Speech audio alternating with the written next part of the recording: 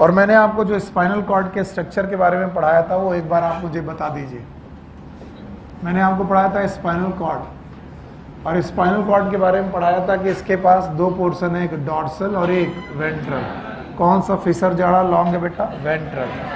फिर मैंने बोला था यहाँ कैनाल गुजरती है जिसमें CSF है, और साथ में यहाँ पर मैटर है, मैटर का नाम है ग्रे मैटर। मैंने बोला था कि ये बेटा ग्रे मैटर है।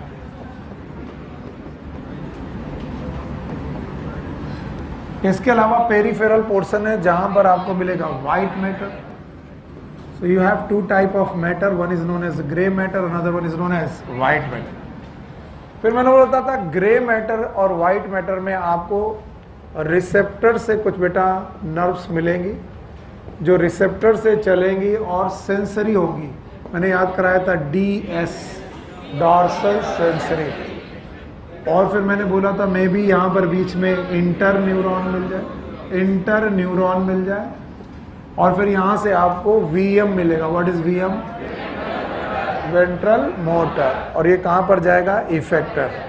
और फिर मैंने बोला था इसीलिए ज़्यादातर स्पाइनल नर्व जिनमें सेंसरी भी पोर्शन है और मोटर भी पोर्शन, और इसी वजह से वो कैसी कहलाती हैं? Mix nerve. और मैंने बोला था ऐसी आपकी बॉडी में कितनी पेयर नर्व हैं? 31 पेयर नर्व हैं, जिनका नंबर आपको याद होगा 8, 12, 5, 8 पेयर है। और इनके नाम है सर्वाइकल, थोरैसिक, लंबर। तो आज बेटा स्पाइनल कॉर्ड की इन्हीं नर्व से रिलेटेड एक्चुअल टॉपिक जो मैंने कल नहीं पढ़ाया था, जो एक्चुअली NCERT में दिया गया, जो हमारे कोर्स में माना ही जाएगा क्योंकि NCERT में वो एक टॉपिक है, and that is known as reflex action and the reflex arc. Mix nerve क्या होती है? 5, 7, 9, 10, 11 12 मिक्स नर्व नहीं है, वो मैंने देख लिया। 5, 7, 9, 10 केवल मिक्स हैं। कल आप लोगों ने कंफ्यूज किया था, इस वजह से बोल रहे हैं। कौन कौन सी मिक्स थी? 5, 7, 9, 10, वो आप सही कर लीजिए। 5, 7, 9, 10 ये मिक्स है। और बेटा सेंसरी याद है? 1, 2, 8 ये क्या कैसी थी? सेंसरी। ये क्रेनियल नर्व की बात है, और इसके अलावा बाकी बची हुई। So please recheck once more, एक बार और चेक कर लीजिए। ये मैंने देख लिया, मुझे जो कुछ भी मिला गूगल में मिला और सब जगह मिला, 5, 7, 9, 10 दे आर द मिक्स। चलिए आज हमारा जो टॉपिक है it is known as reflex action and reflex arc.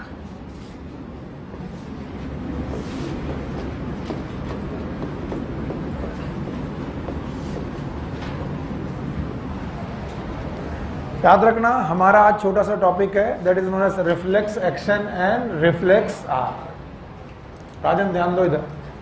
Reflex action और रिफ्लेक्स आर्क में सबसे पहले व्हाट इज रिफ्लेक्स एक्शन?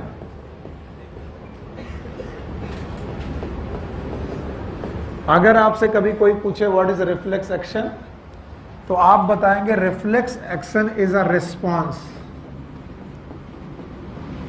अगर आप इतना बोल पाए तो आप बहुत बोल रहे हैं। इट इज अ, फिर से बोलो। कभी मैं पूछूं रिफ्लेक्स एक्शन तो आप बोलेंगे it is a response. It is a response produce by CNS। By CNS। What is CNS? इसका मतलब ये दो जगह से प्रोड्यूस हो सकता है। बोलो कहां कहां से? एक कहां से? ब्रेन, और एक कहां से? स्पाइनल। पर most of the reflexes they are produce from spinal cord. तो मोस्टली कहां से? Spinal cord. कोई ये बोले कि हमेशा स्पाइनल कॉर्ड से, बात सही नहीं। रिफ्लेक्स एक्शन कहीं का भी हो सकता है, ब्रेन का भी हो सकता है, स्पाइनल कॉर्ड का भी हो सकता है, लेकिन ज्यादातर समय पर स्पाइनल कॉर्ड। चलो what is reflex action? It is a response which is produced by CNS। पक्का? अब ध्यान सुनना, मैं कुछ पॉइंट लिखने वाला हूं, इनको लर्न करना है। एंड दिस रिस्पॉन्स इज, ये कैसा रिस्पॉन्स है? सर मान लिया रिस्पॉन्स सर पैदा हुआ CNS से या स्पाइनल कॉर्ड से, पर ये बाकी रिस्पॉन्स से अलग क्यों है? इसका नाम रिफ्लेक्स एक्शन क्यों है? तो बोला गया ये रिस्पॉन्स के पास 3 या 4 प्रॉपर्टी हैं। पहला, ये रिस्पॉन्स ऑटोमेटिक है, अपने आप होगा, इसे रोका नहीं जा सकता. It is involuntary, most of the time it is involuntary, not always. Involuntary, it is rapid and it is stereotype. ये 4 शब्द मुझे आपसे चाहिए. बताओ कैसा? Automatic, involuntary, rapid, stereotype. Stereotype का मतलब है कि तुम बार बार वही स्टिमुलस दो, वो बार बार वही रेस्पॉन्स करेगा. Repetitive. Stereotype something like repetitive. Exact repetitive शब्द नहीं है, लेकिन फिर भी आप रिपीटेटिव शब्द यहां पर लिख सकते. जैसे मैं आपका हाथ गरम ऑब्जेक्ट में, गरम तवे में रखूं, एक बार रखूं आप हटाएंगे, 2 बार रखूं फिर हटाएंगे, 10 बार रखूं फिर हटाएंगे. और ये हटाना कैसा होगा? कैसा होगा? इनवॉलंटरी. कैसा होगा? रैपिड. और कैसा होगा? स्टीरियोटाइप. मैं आपकी आंख के सामने आकर के फूंक दूं, आपकी पलक झपक जाएगी. ये कैसा होगा? Automatic, involuntary, rapid, stereotype. मैं आपको एक पिन पे हाथ में चुभाऊं, आपका हाथ जल्दी से हट जाएगा. It is automatic, involuntary, rapid, stereotype. तो ये 4 शब्द चाहिए, तभी आपको रिफ्लेक्स बताना पड़ेगा. What is reflex? It is आप पूरा बोलेंगे, आप बोलेंगे it is automatic, involuntary, rapid, stereotype response produced by CNS to a particular stimulus. हमारे सर हमें पढ़ाते थे कि बेटा कि किसी स्टिमुलस के लिए अगर रेस्पॉन्स फिक्स हो जाए, क्या हो जाए? फिक्स, कि वो बदलेगा नहीं, उसी को बोलते हैं रिफ्लेक्स एक्शन. हमारे सर पढ़ाते थे कि किसी भी पर्टिकुलर स्टिमुलस का पर्टिकुलर रेस्पॉन्स फिक्स है, वही होना ही है, हर बार वही होना है, जितनी बार करो उतनी बार वही होना है. That action is known as reflex action. मैं फिर से तुम्हें बता रहा हूं. आपने देखा अचानक सामने से सांप गुजरा, चाहे कितनी भी दूर से जाए आपका पैर हट ही जाएगा उसको देख करके, चाहे वो दूर से ही गुजर रहा हो. क्यों? क्योंकि आपने वो फेरोसियस चीज, वो पॉइजनस चीज, वो टॉक्सिक चीज देखी और बॉडी ने तुरंत कहा ऑटोमेटिक, इनवॉलंटरी, रैपिड, स्टीरियोटाइप. वो एक बार नहीं 10 बार आप करो. गर्म चीज की तरफ हाथ ले जाओ, हाथ लेने के पहले आपको बार बार हट ही जाएगा. That is automatic, stereotype, rapid, you know that, involuntary. तो आप अगर मुझे बताएं व्हाट इज रिफ्लेक्स एक्शन, बता पाओगे? अब बेटा पूरा डेफिनेशन बताएंगे. What is reflex action? It is a yes, it is a automatic, involuntary, rapid, stereotype response to a particular stimulus. अगर स्टिमुलस पर्टिकुलर है तो रेस्पॉन्स भी पर्टिकुलर होगा. जिसमें कितनी बेटा बातें होंगी? 4. पहला क्या? Automatic, involuntary, rapid, stereotype. नहीं आया? गरम तवे में हाथ में रखूं आपका, आप खुद रखें, हटेगा? मैं रखूं, हटेगा. उसे बचाया नहीं सकता. इनमें एनालिसिस बहुत कम है. बहुत ज्यादा कि बहुत कम? बहुत कम. मैंने आपके गाल पे थप्पड़ मारा, आपने खा लिया क्योंकि आपने कहा सर है, ये रिस्पॉन्स बार नहीं है. पर आपको किसी और ने थप्पड़ मारा, आपने घुमा के उसे थप्पड़ मारा. Stimulus was the same but response was the 2. मैंने आकर के आपको एक ऐसे मार दिया, आपने खा लिया, कुछ नहीं बोला. राह चलते किसी ने आपको थप्पड़ मारा, आपने खींच के थप्पड़ मारा. The stimulus was the same. थप्पड़ आपने खाया, रिस्पॉन्स सेम थे कि अलग अलग? अलग अलग. लेकिन अगर किसी पर्टिकुलर स्टिमुलस के रिस्पॉन्स एक ही हो, रिपीटेटिव हो, बार बार हो, उसका नाम रिफ्लेक्स एक्शन. और बोलते हैं रिफ्लेक्स एक्शन मेनली 2 प्रकार के होते हैं. One is known as cerebral reflex, दूसरे हैं बेटा स्पाइनल रिफ्लेक्स. कितने प्रकार के रिफ्लेक्स? 2. एक कौन? सेरेब्रल, और दूसरा कौन? Spinal. Cerebral reflex generally brain के द्वारा कंट्रोल होते हैं, ब्रेन के द्वारा. और spinal reflex generally spinal cord के द्वारा कंट्रोल होते हैं. And most of the reflexes are, ज्यादातर रिफ्लेक्सेस कैसे हैं? स्पाइनल.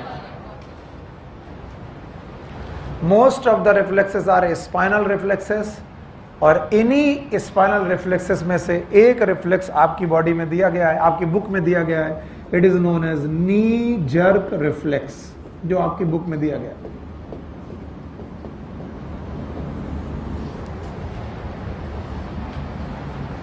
तो knee jerk reflex is a cerebral reflex और स्पाइनल। अच्छा, मैं इसे बोर्ड को हटा दूं, डेफिनेशन बता पाओगे? चलो भाई, डेफिनेशन बताएंगे आप लोग। What is reflex? 4 बातें याद है? It is automatic involuntary stereotype response to a particular stimulus. पक्का? बताओ कितने प्रकार के रिस्पॉन्स? 2, ब्रेन से सेरेब्रल, स्पाइनल कॉर्ड से स्पाइनल। पक्का? इन बेटा रिफ्लेक्सेस को फॉलो करने या पूरे करने के लिए एक पाथवे ऑफ नर्व होता है। The pathway of nerve that control the reflex is known as reflex arc. The pathway of nerves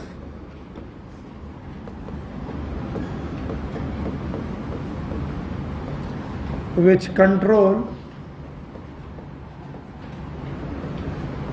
reflex action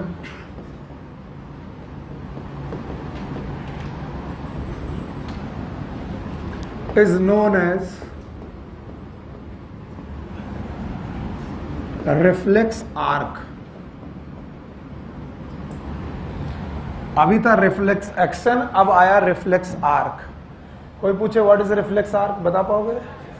it is a pathways of nerve. Nerve का पाथवे जो को क्या कंट्रोल करे? Reflex action. For the spinal nerve, spinal reflex के लिए ये बहुत simple arc है और आपकी बुक में बना है। मैं एक बार और बना रहा हूं, कल भी पढ़ाया था, आज उसी को कंटिन्यू कर रहा हूं।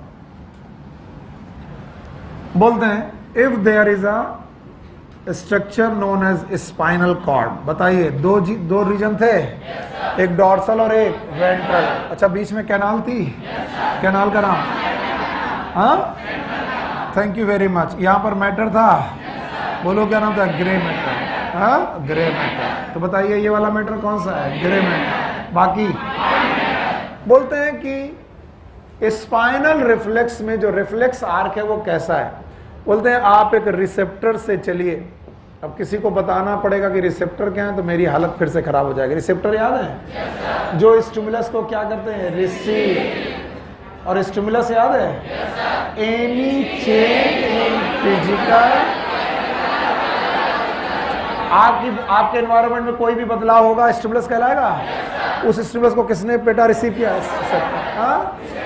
रिसेप्टर बेटा इस स्टिमुलस को लेकर के जाता है बेटा गैंग्लियन में। किसमें जाता है? Ganglion. And these ganglion are known as dorsal root ganglion. बोलो क्या नाम है? और डॉर्सल रूट गैंग्लियन एक नर्व भेजते हैं डॉर्सल साइड में। किसमें जाता है? डॉर्सल। और these nerve are known as DS. What is DS?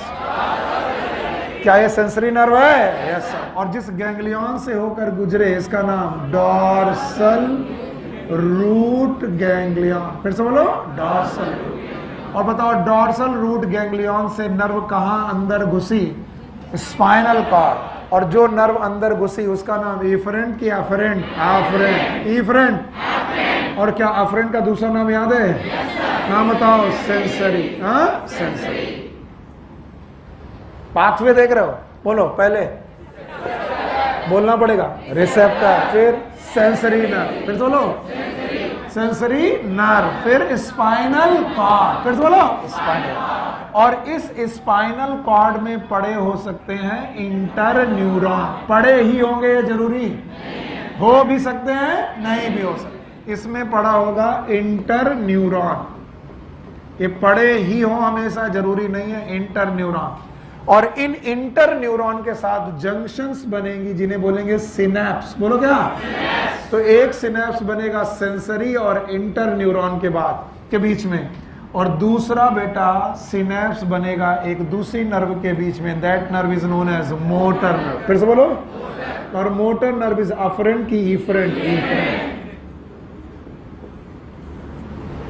और इफरेंट नर्व जिस जगह पर जाएगी उसे बोलेंगे इफेक्टर ऑर्गन। बोलो कौन सा ऑर्गन? Effector organ. तो बताइए, दो तरीके का रिस्पॉन्स है, एक ब्रेन की तरफ सेंसरी और एक ब्रेन से ऑर्गन की तरफ मोटर। तो बताइए, आपका मोटर और सेंसरी दो प्रकार की नर्व है। अब पूरे आर्क का नाम, इस पूरे पाथवे का नाम है रिफ्लेक्स आर्क। तो लो भाई बोलो, रिफ्लेक्स आर्क में क्या मिलेगा? Receptor, afferent, spinal cord, interneuron, efferent, effector. तो बोलते हैं सर रिफ्लेक्स आर्क में क्या क्या मिलेगा? आप चलेंगे रिसेप्टर से, आप पहुंचेंगे सर जी, यस, कहां पहुंचेंगे? हाँ, सेंसरी नर्व। कौन सी सेंसरी नर्व? सेंसरी नर्व का दूसरा नाम अफरेंट, इफरेंट की अफरेंट। फिर अफरेंट के बाद आप पहुंचेंगे सीएनएस में। बोलो किसमें? सीएनएस में। ये ब्रेन भी हो सकता है और स्पाइनल कॉर्ड। अभी क्या है? Spinal cord. और स्पाइनल कॉर्ड से निकलेगी एक नर्व, नाम बताओ? मोटर। फिर से बोलो, मोटर। अफरेंट की इफरेंट, इफरेंट। और इफरेंट के बाद से आप पहुंचेंगे इफेक्टर। इफेक्टर। तो बताओ पूरा रिफ्लेक्स आर्क पाथवे क्या है? जल्दी बोलो, रिफ्लेक्स आर्क पाथवे क्या है? बोलो। रिसेप्टर, रिसेप्टर और सेंसरी और सीएनएस और मोटर, मोटर और इफेक्टर। बेटा हटो, साइड से हटो। Everyone see it. अगर मैं एक थाई के ऊपर दूसरा पैर ऐसे रख करके बैठूं, हट जा बेटा, ये आएगा आगे सामने थोड़ा इधर, तो ये बोन है पटेला। बोलो कौन सी? दिस वन इज पटेला। इसके ऊपर का ये मसल ग्रुप है, इसका नाम है क्वाड्रिसेप्स। बोलो मेरे साथ बोलो। जैसे बाइसेप्स के दो हेड, कितने? दो हेड। ट्राइसेप्स के 3 हेड, बोलो। वैसे क्वाड्रिसेप्स के 4 है। तो मसल का नाम है क्वाड्रिसेप्स। पक्का? तो ये रही पटेला, ये रही क्वाड्रिसेप्स मसल। बोलो कौन सी? क्वाड्रिसेप्स। थाई के पीछे की मसल है, इट इज हैमस्ट्रिंग। बोलो। This one is, this one is quadriceps, this one is patella. क्योंकि ये बना इसलिए बना रहा हूं। ये वाला पटेला, ये वाला हैमस्ट्रिंग, ये वाला क्वाड्रिसेप्स। अच्छा बताओ, बोन को मसल से जोड़ने वाला लिगामेंट, बोन को बोन से जोड़ने वाला टेंडन है? और ये क्वाड्रिसेप्स बोन है। Quadriceps is muscle, patella is. तो बोन को मसल से जोड़ने वाला टेंडन। फिर से बोलो। अब देखना ध्यान से, टेंडन। बेटा रॉड दो, एक यहां पर पड़ी रॉड है।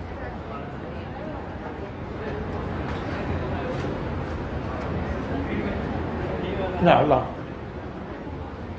इतने दिनों तक तुम लोग को मारा है, आज अपने आप को मार रहा है। ये जो पटेला बोन है, इस पर या फिर इन लिगामेंट पर और टेंडन पर मैं चोट मारूंगा। जैसे चोट मारूंगा मेरा पैर जर्क करेगा आगे की तरफ। फिर से ये देखिए, ये यस है। कोई वॉलंटियर? Please sit.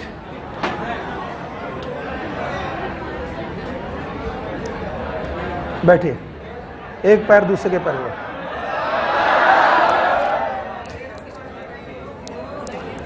चप्पल उतारो। अरे रुको यार, हे कर रहे हो सकता है पहली बार में ना है।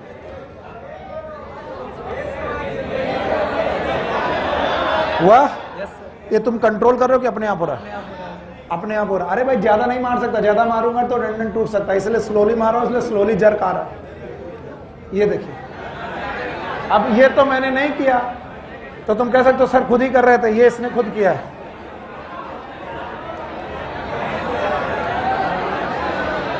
It is known as knee jerk reflex. बोलो क्या नाम है? Knee jerk reflex.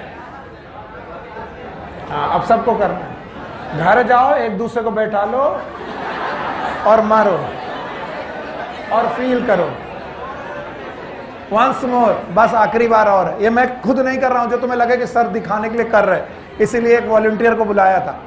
देखिए ये टेंडन है, बताओ ये पटेला बोन है, ये मसल, ये वाला हैमस्ट्रिंग। मैं बेस ऑफ पटेला मार रहा हूं, मारना तो पटेला में चाहिए। एक आता है, एक बेटा हैमर आता है जिसे डॉक्टर के पास होता है, वो जब आप एमबीबीएस करोगे खरीदना पड़ेगा। मेरे पास था, आजकल चोरी हो गया है। ये देखिए, ये मैं नहीं, तुम सोच रहा सर ने हिला दिया है। आओ, हंस रही है प्लीज, अरे आओ, गर्ल्स भी देख लेंगी, पता लगा तुमने देखा था कि नहीं, वो तो बताएगा। आओ बेटी आओ, कोई नहीं, किसी की बदतमीजी करने की हिम्मत होगी तो थप्पड़ पड़ जाएगा। आ जाओ, you are just like my little, you know. मेरी बिटिया का नाम है वरु, वरिष्ठा, छोटी सी है, 3 साल की है, and she is just like Varishtha. आओ मेरी बिटिया है, आओ बैठो। वो कह रही है ऐसा कैसे हो सकता है, ऐसा अब पता चलेगा, चलो यहाँ रखो पैर। अरे डर मत करो,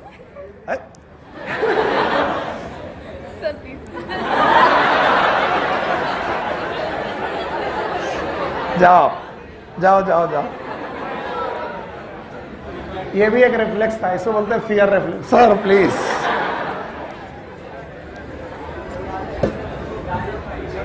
नहीं, सबसे ज्यादा शक इन्हीं को था, ऐसा थोड़ी ना सर खुद ही कर रहे होंगे। हाँ। राजन नहीं मान रहे, राजन को ये रिफ्लेक्स दिखाने के लिए बड़ा हथौड़ा चाहिए।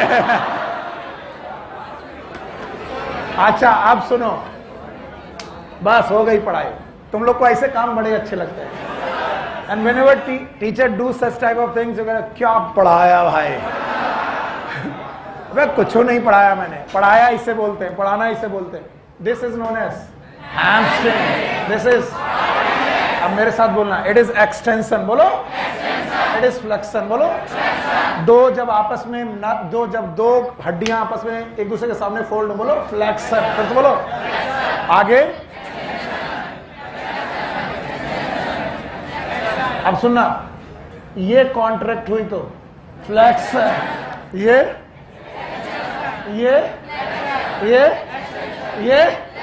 तो बताओ मेरी थाई पर मेरी जो आगे वाला लिम्ब है वो फोल्ड हो रहा, किस वजह से? दो, या तो फ्लेक्शन या तो एक्सटेंशन। फोल्ड हुआ तो एक्सटेंड हुआ तो बताओ फोल्ड करने के लिए कौन सी मसल? पता ही नहीं है। अरे सुन लो, आपकी बुक में बनी है, किसी भी दिन क्वेश्चन आ गया तो बोलोगे एनसीईआरटी के बाहर का है, और बोलेंगे डायग्राम बना के दिया था तुम्हारे टीचर ने, काहे नहीं पढ़ाया। बोलो ये कौन सी मसल है? ये वाली। अब बोलो क्वाड्रिसेप्स कांटेक्ट हुई तो, और फ्लेक्शन, एक्सटेंशन। जरा नी जर्क रिफ्लेक्स में देखो क्या हो रहा है। जैसे ही मैं मार रहा हूं, आपका पैर फ्लेक्स हो रहा कि एक्सटेंड? एक्सटेंड। फ्लेक्स की एक्सटेंड। इसका मतलब मैं चाहता हूं मेरी थाई मसल की पीछे वाली मसल कॉन्ट्रैक्ट हो कि रिलैक्स? रिलैक्स। और आगे वाली कॉन्ट्रैक्ट। अब कुछ लोग तो इसी में सोचेंगे ऐसा कैसे? 3 बार बोल चुका हूं। बताओ ये वाली मसल एक्सटेंशन, ये वाली फ्लेक्शन, ये वाली, और मेरी नी जर्क रिफ्लेक्स में एक्चुअली हो क्या रहा है? नी पर जर्क दो तो बताओ प्लायर क्या होता है? एक्सटेंड। बोलो तो एक्सटेंशन के लिए कौन कांटेक्ट करनी पड़ेगी? क्वाड्रिसेप्स। कौन रिलैक्स करनी पड़ेगी?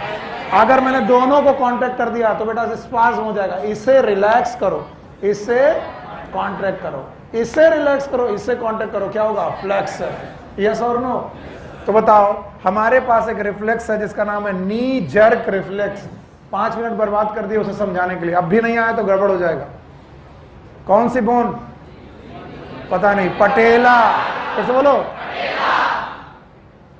और अपनी एनसीईआरटी बुक देखो, और जहां रिसेप्टर लिखा हो रिसेप्टर ही लिखना। अब मैं उस पूरे के नी जर्क रिफ्लेक्स को बनाने की कोशिश कर रहा हूं। Let suppose this bone is a patella, this is a tendon. Now यहां से एक टेंडन निकला, कोशिश कर रहा हूं कि एनसीईआरटी वाली चीजें तुम्हें दिख जाएं। यहां पर ग्रुप ऑफ मसल है, and that group of muscle is known as quadriceps. बोलो अगर मन ना करे तो इसे बोल देना थाई मसल, बोलो थाई मसल। ये रही पटेला, और जहां जहां जो जो लिखा है लिख लेना। थाई की बैक साइड पर भी एक मसल है, the group of muscle is known as hamstring, बोलो क्या नाम है, हैमस्ट्रिंग। यहां पर भी एक मसल है, ये थाई मसल। हुआ क्या, आपने पटेला बोन पर पटेला के बोन पर आपने एक स्ट्राइक किया, आपने बेटा हैमर स्ट्राइक किया, और ये हैमर आपको मालूम है ये मेडिकल हैमर है, आपने इस हैमर से पटेला को स्ट्राइक किया। जैसे ही पटेला को किया वैसे ही आपका जो लेग है, ये जो फुट है, ये आगे की तरफ एक्सटेंड हुआ। एक्सटेंड होने का मतलब है ये वाली मसल कॉन्ट्रैक्ट करे और ये वाली रिलैक्स, रिलैक्स। पर जैसे ही आपने हैमर यहां पर मारा, यहां पर पड़े थे रिसेप्टर, लिखा होगा देख लो, लिखा है रिसेप्टर। जैसे आपने चोट मारी टेंडन में पड़ी, टेंडन से पहुंची क्वाड्रिप्स मसल, और क्वाड्रिसेप्स मसल पे पड़े हैं रिसेप्टर। रिसेप्टर से एक नर्व निकली, देखो निकल के जा रही है, जा रही है, कहां गई, एफरेंट की इफरेंट, आफरेंट बनी होगी, अफरेंट।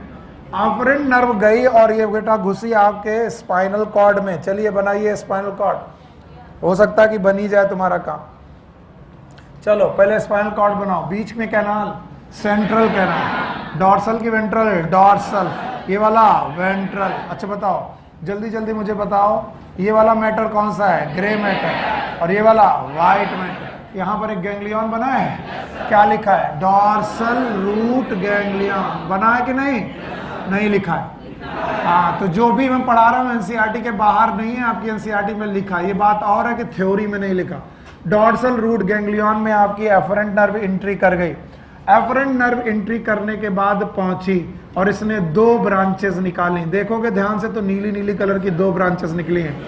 इनमें से एक नर्व बिना इंटर न्यूरॉन के, विदाउट इंटर न्यूरॉन के सिनेप्स बनाएगी।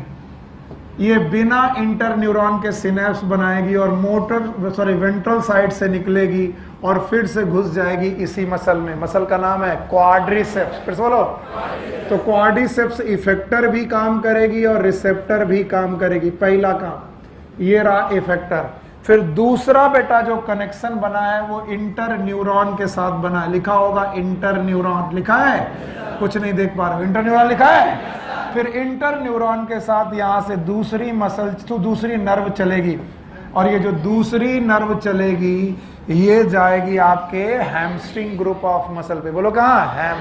और बुक ने यहां पर इफेक्टर लिखा है, तो आप लोग उसे ऊपर वाले को इफेक्टर समझ ही नहीं पाते हो। तो बोलो और पहले रिफ्लेक्स आर्क कंप्लीट करो, करो कंप्लीट, बोलो कहां से, रिसेप्टर, आफरेंट, सीएनएस, सीएनएस मतलब स्पाइनल कॉर्ड, हाँ स्पाइनल कॉर्ड, और फिर इसके बाद मोटर, ये वाला अफरेंट की इफरेंट, इफरेंट, हाँ, और बताओ ये वाला अफरेंट की इफरेंट, इफरेंट। तो बताओ इफरेंट एक नर्व आई है कि 2, और दोनों स्पाइनल कॉर्ड से आई है। तो देखो आर्क पूरा हुआ, पहला आर्क पूरा करो, देखो कहां से, receptor, afferent, CNS, efferent, effector. चलो बोलो, receptor, afferent, CNS, efferent, effector. चलो दूसरा इसके साथ, receptor, afferent, CNS, efferent, effector. Yes और नो?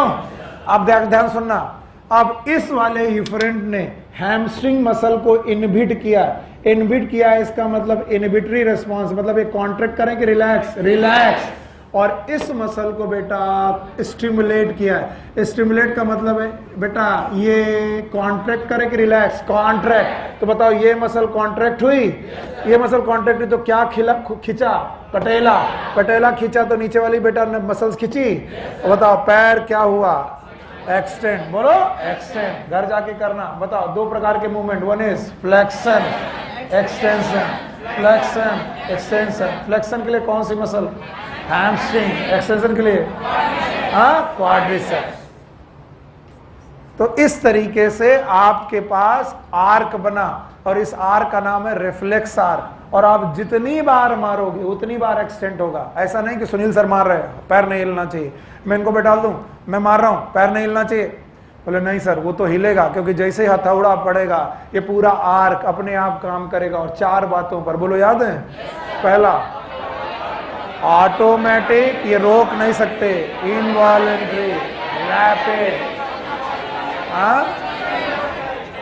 स्टीरियोटाइप रिपीटेटिव है, और ऐसे रिस्पॉन्स पहले से ही बने हुए रखे हैं। इस तरीके के रिस्पॉन्सेस को ही हम लोग बोलते हैं रिफ्लेक्स एक्शन। बोलो, और रिफ्लेक्स एक्शन को पूरे करने वाले पाथवेज का नाम रिफ्लेक्स आर्क। फिर से बोलो, मेरे बच्चे अगर बिना देखे बता पाओगे आर्क में क्या है तो मुझे अच्छा लगेगा। बोलो, रिसेप्टर, ऑफरेंट, सीएनएस, इफरेंट, इफेक्टर। पक्का? एंड देयर मे और मे नॉट बी इंटरन्यूरॉन। रख दो चुपचाप। इंटरन्यूरॉन हो भी सकता है और नहीं भी हो। अगर इंटरन्यूरॉन हुआ तो दो सिनेप्स बनेंगे, एक बेटा अफरेंट और इंटरन्यूरॉन के बीच में, और एक इंटरन्यूरॉन और इफरेंट के, and that's why it is known as bisynaptic reflex arc. बोलो, और अगर बेटा इंटरन्यूरॉन नहीं है तो केवल एक सिनेप्स बनेगा, अफरेंट और इफरेंट। तो बताओ, जो बेटा नर्व जा रही है क्वाड्रिसेप्स से और वापस आ रही क्वाड्रिसेप्स में, वो बताओ मोनोसिनेप्टिक है कि बाइसिनेप्टिक? एनसीईआरटी देखो तभी आएगा। एनसीईआरटी में देख के बताओ, जो क्वाड्रिसेप्स से गई और क्वाड्रिसेप्स को लौटी, बताओ वो डाइसिनेप्टिक कि मोनोसिनेप्टिक? मोनोसिनेप्टिक। और जो क्वाड्रिसेप्स से गई और हैमस्ट्रिंग में लौटी, इट इज मोनोसिनेप्टिक कि बाइसिनेप्टिक? बाइस। किसमें इंटरन्यूरॉन है? हाँ, बाइसिनेप्टिक। किसमें नहीं है?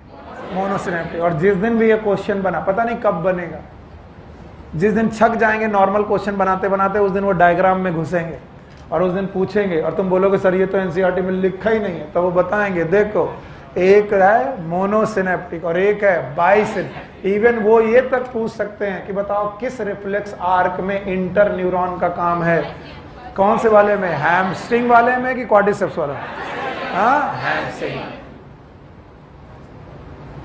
And it is very evident by your diagram. अपने डायग्राम को ध्यान से देखो और इस तरीके से इसमें पढ़ने की कोशिश करो। रिफ्लेक्स आर्क वैसे कुछ भी नहीं है रिफ्लेक्स आर्क में। जब पढ़ूंगा तो मुझे लगेगा इतना कम दिया सर ने, बहुत ज्यादा पढ़ा दिया। मैं पढ़ रहा हूं, देखो reflex arc. You must have experience sudden withdrawal of body part which come in contact with object that are extremely hot, cold, pointed और एनिमल दैट आर स्कैरी और पॉइजनस।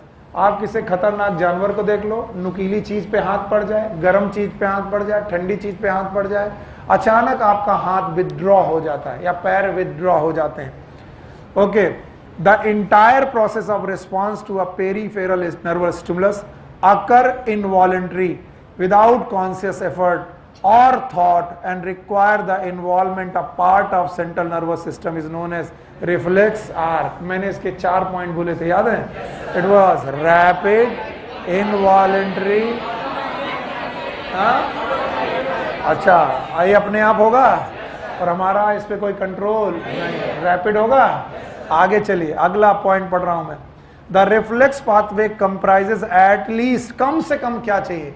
एक अफरेंट, एक इफरेंट, एक रिसेप्टर और एक effector. कम से कम 4 चीजें चाहिए। देखो लिखा होगा, require at least 1 afferent neuron, जो कहां से आ रहा है? रिसेप्टर, ब्रैकेट में लिखा रिसेप्टर, एंड 1 इफरेंट न्यूरॉन, जो कहां जा रहा है? इफेक्टर। ओके, आगे चल रहे, neuron appropriately arrange in a series. तो बताओ सीक्वेंस बताओ, मिनिमम सीक्वेंस बताओ। Receptor, afferent, CNS, efferent, effector.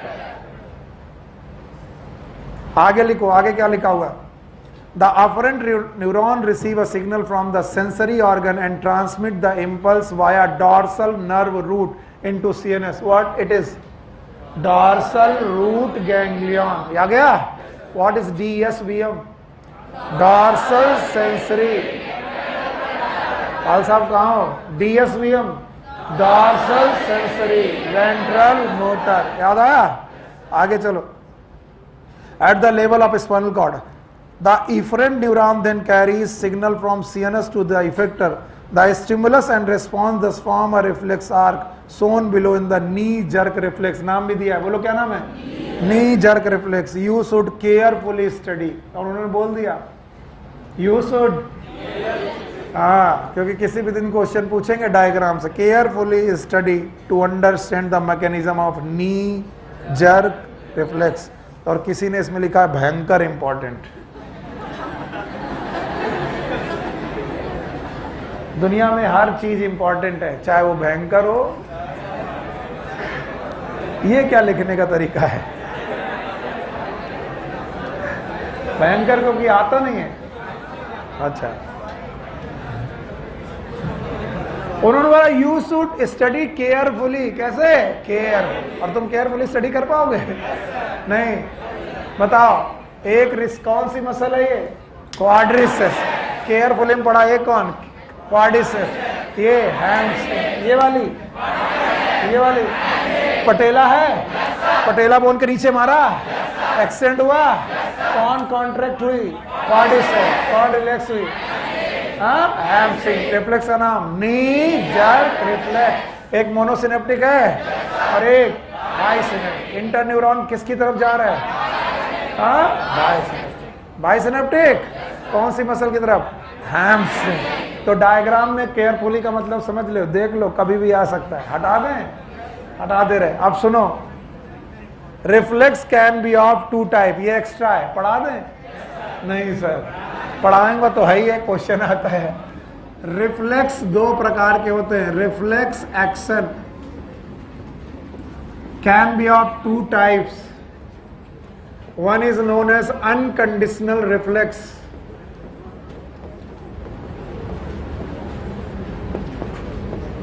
ये वो रिफ्लेक्स हैं जो बाय बर्थ आपको मिले। ये आपके पास बाय बर्थ प्रेजेंट है। आप बच्चे, छोटे बच्चे की आंख में जाकर के फूंको, उसकी पलक झपकेगी। अभी आप बड़े बच्चे हो गए, अभी भी आपके आंख के सामने कोई फूके, पलक झपक जाएगी। यस, छोटे बच्चों में कुछ रिफ्लेक्सेस होते हैं जो बड़े आते आते खत्म हो जाते हैं। जैसे छोटे बच्चे के हाथ में उंगली रखो, तुरंत आपको पकड़ लेगा, इट इज अ रिफ्लेक्स। लेकिन अभी आप किसी के हाथ में रखो, बोले कंटाप देंगे। ये क्या कर रहे हो? Yes, okay. आप अभी किसी छोटे बच्चे, करना नहीं। अगर आप किसी छोटे बच्चे को, अरे नहीं मैं नहीं बताऊंगा, हाँ, पर करना नहीं। आप किसी छोटे से बच्चे को अचानक ग्रेविटी की तरफ ले जाओ, ऐसे पकड़ने के बाद छोड़ना मत, अचानक ले जाओ उसके हाथ। It is reflex. ये क्या है? रिफ्लेक्स। मतलब करके देखते हैं। हाँ, इट इज रिफ्लेक्स। हवा में उठाने पर भी ऐसा होगा, प्लीज मत करना। बोले कौन पढ़ाया था? सुनील सर। तो एक दिन उठाया, फिर बोले लगा हाँ मम्मी, फोन आ गया, बच्चा ऊपर गया, फोन में लगे हाँ मम्मी, तब तक नीचे आ गया। तो कंडीशन रिफ्लेक्स वो रिफ्लेक्स होते हैं जो बचपन से, सॉरी अनकंडीशन, और कुछ रिफ्लेक्स होते हैं कंडीशनल रिफ्लेक्स। कंडीशनल रिफ्लेक्स वो रिफ्लेक्स होते हैं, या फिर कंडीशनड रिफ्लेक्स बोलते हैं इन्हें। सुन लो भाई, जो हम बाय द टाइम सीखते हैं, लर्निंग प्रोसेस से सीखते हैं।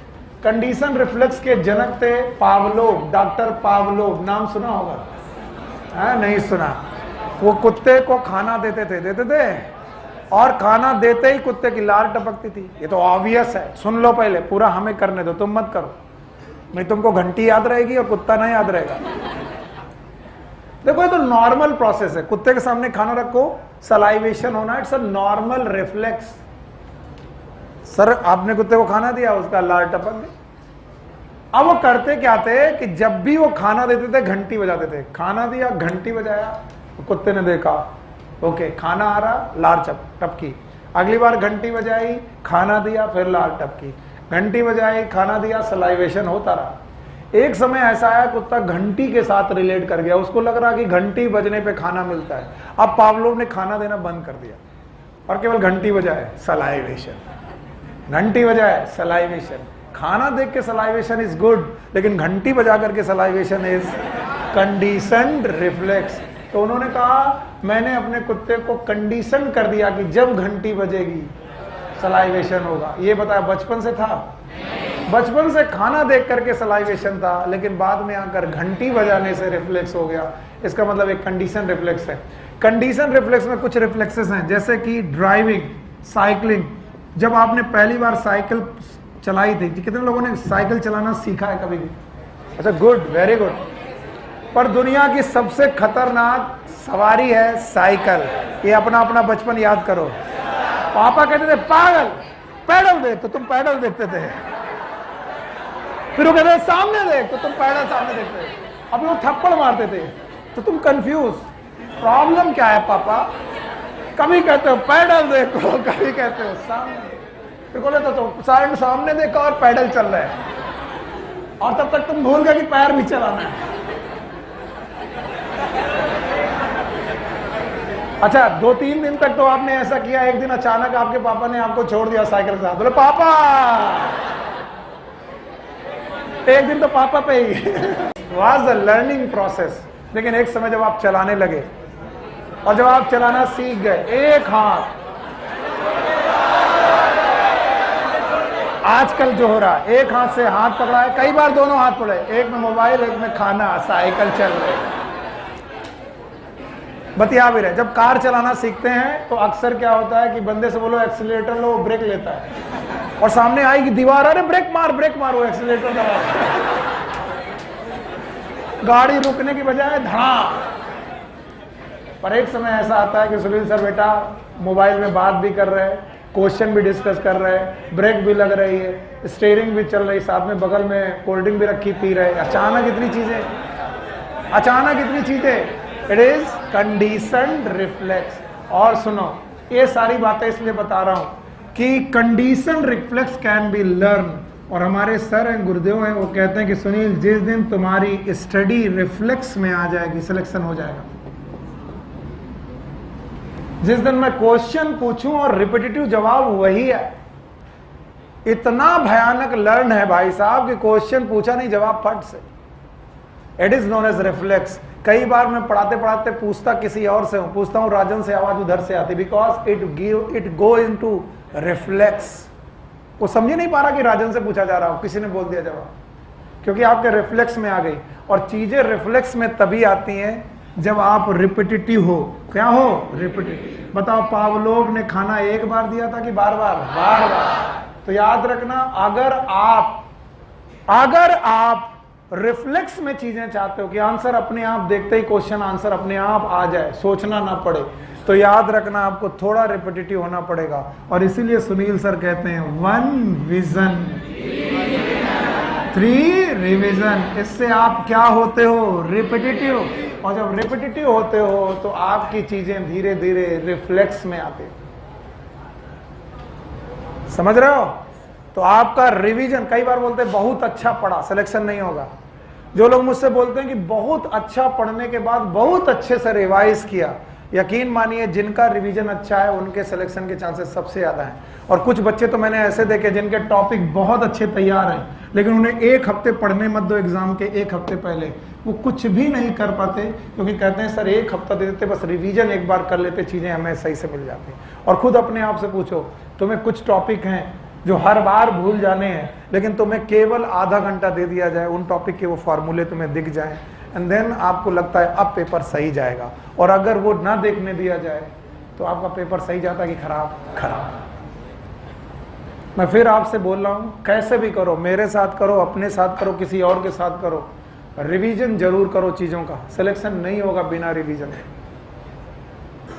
ये बात आपके रिफ्लेक्स में आने के लिए मैं इसे 3 बार दोहरा रहा हूं, बिना रिवीजन के सिलेक्शन नहीं होगा। So go for revision with anyone, no, अपने आप करो, कैसे भी करो अपने आप। ये नहीं कह रहा हूं कि नहीं भैया तुम मेरे साथ ही आगे करो, कहीं से भी करो, किसी भी टीचर के साथ करो, बस रिवीजन करो, टॉपिक को वापस दोहराओ। मुझे कुछ बच्चे ऐसे मिले कि सर आपने जब पढ़ाया था तो टॉपिक समझ में आया था, अब मुझे लगता है कि पूरा फ्लश आउट हो गया, कुछ याद ही नहीं आ रहा कि इस चैप्टर में क्या था। और उसी याद रखने के लिए मैंने तुमको एक तरीका अपनाया था, गो बाय द हेडिंग्स। किसके द्वारा? हेडिंग। तो जब हम लोग चैप्टर पढ़ते हैं तो हमारे पास क्या आने चाहिए? Headings.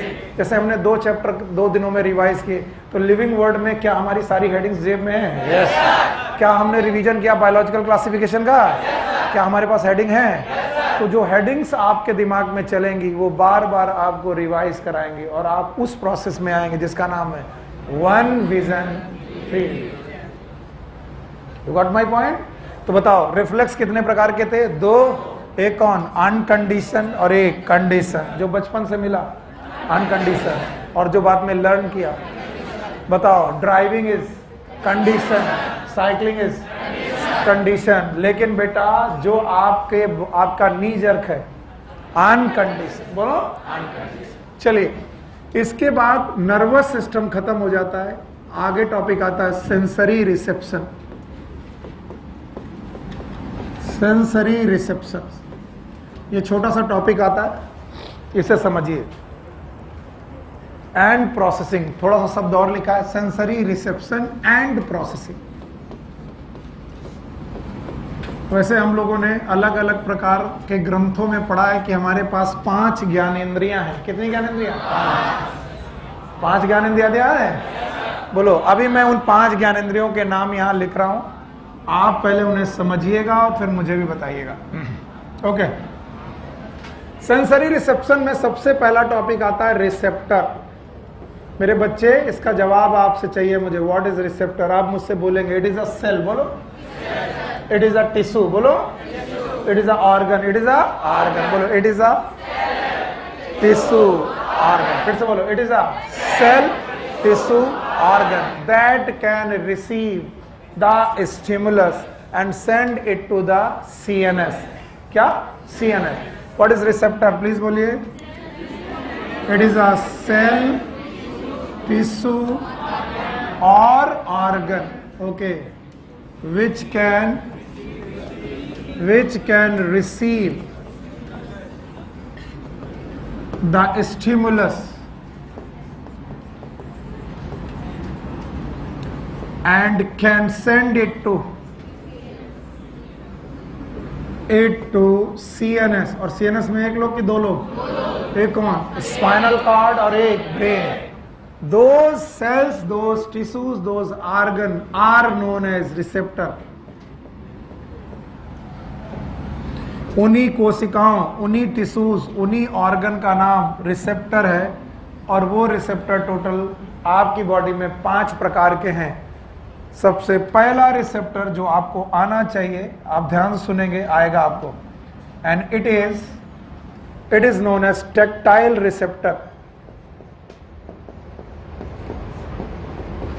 Tactile receptor, also known as touch receptor,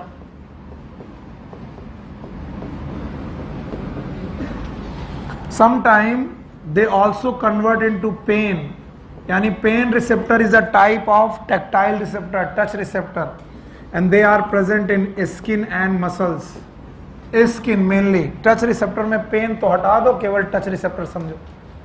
skin में present tactile receptor। दूसरे प्रकार के रिसेप्टर हैं, इन्हें बोलते हैं कीमो रिसेप्टर। आपकी बॉडी कुछ केमिकल को रिसीव कर सकती है, these are known as chemo receptor. और कीमो रिसेप्टर में 2 लोग आते हैं, एक आती है स्मेल और एक आता है टेस्ट। टेस्ट को रिसीव करना केमिकल को रिसीव करना है, स्मेल को रिसीव करना भी केमिकल को रिसीव करना है। स्मेल के रिसेप्शन को बोलते हैं बेटा, it is known as olfactory receptor. Olfactory receptor. और इस ऑल्फैक्टरी रिसेप्टर के लिए भगवान ने हमें एक ऑर्गन दिया है, नाम है नोज, नाक। टेस्ट के लिए भगवान ने हमें दिए हैं गस्टेटरी रिसेप्टर। शब्द याद रखना, गस्टेटरी। और गस्टेटरी रिसेप्टर के लिए भगवान ने हमको दिया टंग।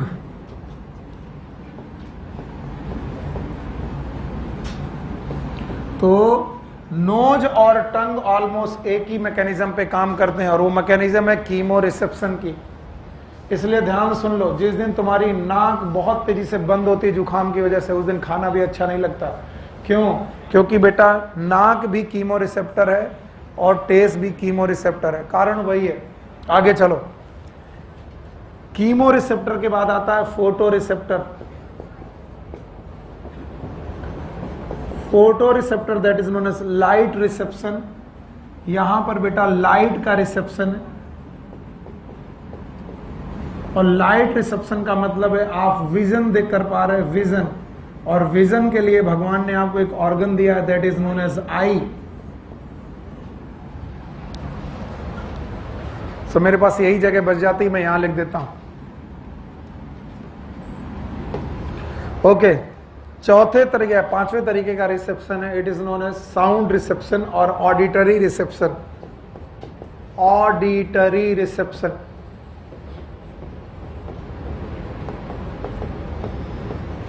ऑडिटरी रिसेप्शन, इसके लिए भगवान ने आपको दिया है बेटा ईयर, और इसमें आप लोग साउंड वेव को रिसीव कर पा रहे हैं, साउंड वेव। अब इन्हें ज्ञानेंद्रियों के रूप में देखेंगे। स्किन, त्वचा, याद रखना। इसके बाद नाक, नासिका, ओके, टंग, जिह्वा, 3 हो गए, ओके, आई, आंख, ईयर, कान। कितने रिसेप्टर? 5। ये 5 ज्ञानेंद्रियां हैं जिनको आपने देखा। इन्हीं 5 ज्ञानेंद्रियों में एक बेटा टिश्यू है, दैट इज स्किन, बाकी ऑर्गन है। बोलो, nose is a organ, okay, tongue is a, eye is a, ear is a. इसीलिए हमारे बुक ने सेंसरी ऑर्गन नाम का एक टॉपिक बनाया है। देखो आप, अगला टॉपिक क्या है? सेंसरी ऑर्गन या सेंस ऑर्गन। बताओ, सेंस ऑर्गन में कौन नहीं आएगा? Skin, because skin is a tissue. और तभी मैंने डेफिनेशन आपको पढ़ाई थी, याद आया? What is receptor? They may be cell, tissue, organ which can receive stimulus and can send it to CNS। तो भाई 4 या 5 जो मैंने पढ़ाए हैं वो बताओ। टेक्टाइल रिसेप्टर, कौन सा रिसेप्शन? टच। और बताओ ये कहाँ रहेगा? स्किन। कीमो रिसेप्टर याद है? कितने प्रकार के? 2। एक कौन? स्मेल, दूसरा टेस्ट। स्मेल वाले ऑल्फैक्टरी, टेस्ट वाले गस्टेटरी। बेटा ऑल्फैक्टरी वाले कौन? नोज। टेस्ट वाले कौन? टंग। और फोटो रिसेप्टर याद है? और ये क्या रिसीव करेंगे? लाइट। लाइट का रिसीविंग करेंगे, विजन। और कौन है? आई। और इसके बाद ऑडिटरी रिसेप्टर क्या रिसीव करेंगे? Sound wave. और इसके लिए कौन? ईयर। बता दें, टोटल 4 ऑर्गन जिसको आपकी एनसीईआरटी ने सेंस ऑर्गन के रूप में दिया है। सेंस ऑर्गन, तो हमें 4 सेंस ऑर्गन के बारे में डिटेल में पढ़ना है। मैं लिस्ट बना दे रहा हूं। पहली लिस्ट है बेटा नोज, दूसरा है टंग, तीसरा है बेटा आई, और चौथा है ईयर। जाने क्यों लोग इस चैप्टर में केवल 2 ही बेटा चीजों को पढ़ने की कोशिश करते हैं, एक आई और एक ईयर, जबकि 2 और है। बोलो कौन? नोज और टंग। तो आइए सबसे पहले पढ़ते हैं नोज। यस, नोज में जो रिसेप्टर पाए जाते हैं, these are known as olfactory receptor. Nose have olfactory receptor. और जो ये ऑल्फैक्टरी रिसेप्टर हैं, नाक की एक एपिथेलियम में पाए जाते हैं, they are known as olfactory epithelium.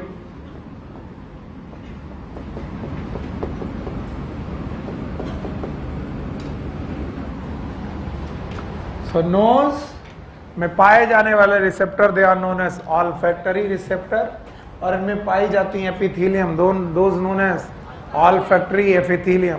I am trying to make it, please मेरी मदद करिएगा। Okay, if this is a nose, it's a nasal cavity.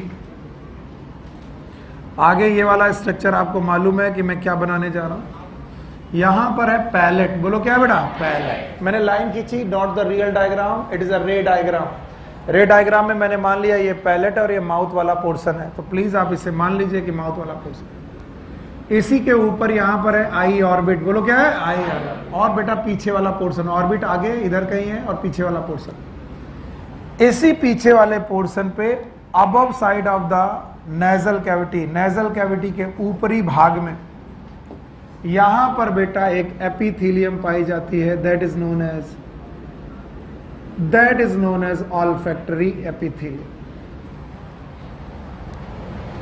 This epithelium is known as olfactory epithelium. आपको लगेगा sir इतना detail में क्यों जा रहे हैं? मैं अभी आपको एनसीईआरटी की लाइन पढ़ाऊंगा, आपको लगेगा जाना बहुत जरूरी था। Olfactory epithelium have 3 type of cell. कितने प्रकार की सेल? 3 सर। ये बात मैं नहीं कह रहा हूं, एनसीईआरटी कह रही। olfactory epithelium,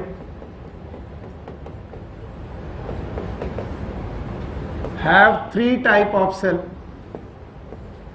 मुझे अच्छा लगेगा आप एनसीईआरटी में खुद ढूंढ लें और अंडरलाइन कर लें। ऑल्फैक्टरी एपिथेलियम में 3 प्रकार की सेल्स पाई जाती हैं। मैं तीनों प्रकार की सेल्स आपके सामने बना रहा हूं। Okay, first they are known as bipolar nerve.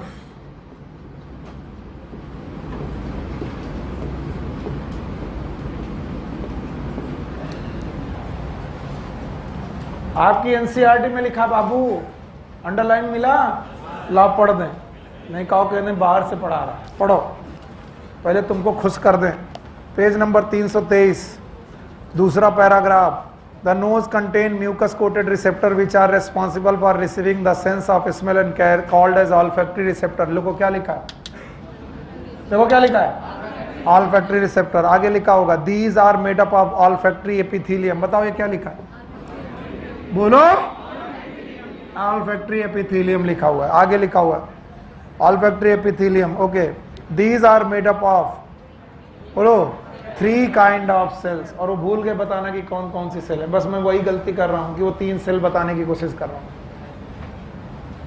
पहली सेल का नाम है रिसेप्टर सेल। बोलो क्या नाम है, रिसेप्टर सेल। पहली सेल है रिसेप्टर सेल, जो कि एक बाइपोलर नर्व है।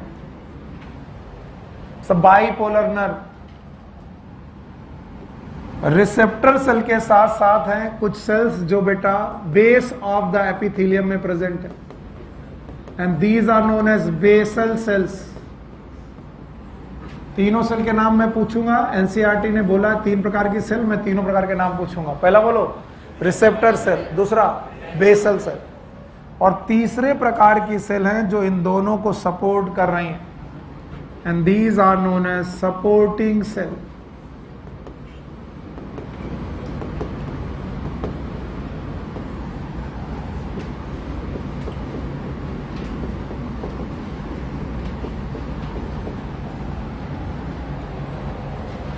चलो, नोज में पाए जाने वाले इस रिसेप्टर का नाम ऑल्फैक्टरी रिसेप्टर। एपिथेलियम का नाम, और उन ऑल्फैक्टरी एपिथेलियम में कितनी सेल्स, 3 सेल। बोलो कौन, रिसेप्टर सेल्स और बेसल सेल। देखो बहुत आराम से पढ़ा जा सकता है, लेकिन आप लोग रट्टा इसलिए मानते हो। देखो मान लो ये एपिथेलियम है, तो जो बेस में प्रेजेंट है, हाँ, बेस सेल, और जो बता स्टिमुलस को रिसीव कर रहे हैं, और वो बाइपोलर नर्व है। कैसी नर्व है, बाइपोलर। तो वो नर्व हैं जिन्होंने मैसेज को रिसीव करना, और बीच बीच में सपोर्ट है, हाँ, सपोर्ट। बोलो कौन कौन सी cell, receptor cell, basal cell और सपोर्टिंग सेल। अब सुनो, किसी ने बेटा सुबह से ब्रश नहीं किया, वो आपके सामने आया, मुंह खोला उसने, एक बदबू फैली, आ क्या कर रहा, तुम ही हो ना। तो ये सर बदबू वाली बातें क्यों करते हो, खुशबू वाली बातें क्यों नहीं करते हो? करता हूं। कोई बढ़िया नहा धो के आया, परफ्यूम लगा के आया, आपके बगल में बैठ गया है, अचानक उसने फिजा में बेटा केमिकल फैला दिए। ये जो केमिकल है डिफ्यूजन के द्वारा आपकी नाक के अंदर घुसे, और नाक के अंदर घुसते ही ये बेटा बाइपोलर नर्व द्वारा रिसीव किए गए, और जैसे ये बाइपोलर नर्व द्वारा रिसीव किए गए, इन नर्व ने एक एंड से इस सारे स्टिमुलस को रिसीव किया और दूसरे एंड में पहुंचा दिया। Bipolar nerve, they are the nerve which receive the stimulus from exterior. ये एक्सटीरियर का मतलब है बाहर से, लेकिन इस पूरे स्टिमुलस को उन्होंने पकड़ के दूसरी साइड भेज देना है, और दूसरी साइड में एक बल्ब प्रेजेंट है। इस बल्ब का नाम है ऑल्फैक्टरी बल्ब। बोलो का नाम, ऑल्फैक्टरी बल्ब। भैया भगवान करे तुम्हें एकदम सही बच्चे मिल जाए, बात हो जाए। बताओ ऑल्फैक्टरी बल्ब किसी लोब में जाएगा?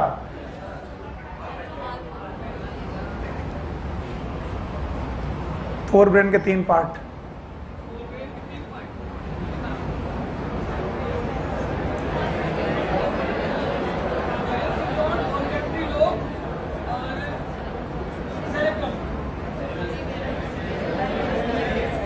क्या मैंने आपको कभी ऑल्फैक्टरी लोब पढ़ाया था? ये लोब है कि बल्ब?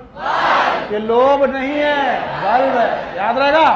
और यहां से एक नर्व बनेगी, नर्व नंबर 1। बोलो ऑल्फैक्टरी नर्व। भूल गए? कल क्रेनियल नर्व पढ़ाई थी, कितने पेयर? 12। ओ क्यूब टी स्क्वायर, कोस आगे वाला सही है। तो बताओ ये बल्ब का नाम, ऑल्फैक्टरी बल्ब। और ऑल्फैक्टरी बल्ब से नर्व निकली, नाम बताओ, ऑल्फैक्टरी नर्व। फिर से बोलो। और सर जी ये ऑल्फैक्टरी नर्व जानी चाहिए लोब में, कौन सी लोब में? Olfactory lobe. बजाय ऑल्फैक्टरी लोब में जाने के ये घुस जाती है लिम्बिक सिस्टम में। किसमें? लिम्बिक। कल मैंने पढ़ाया था, याद है? बोलो क्या?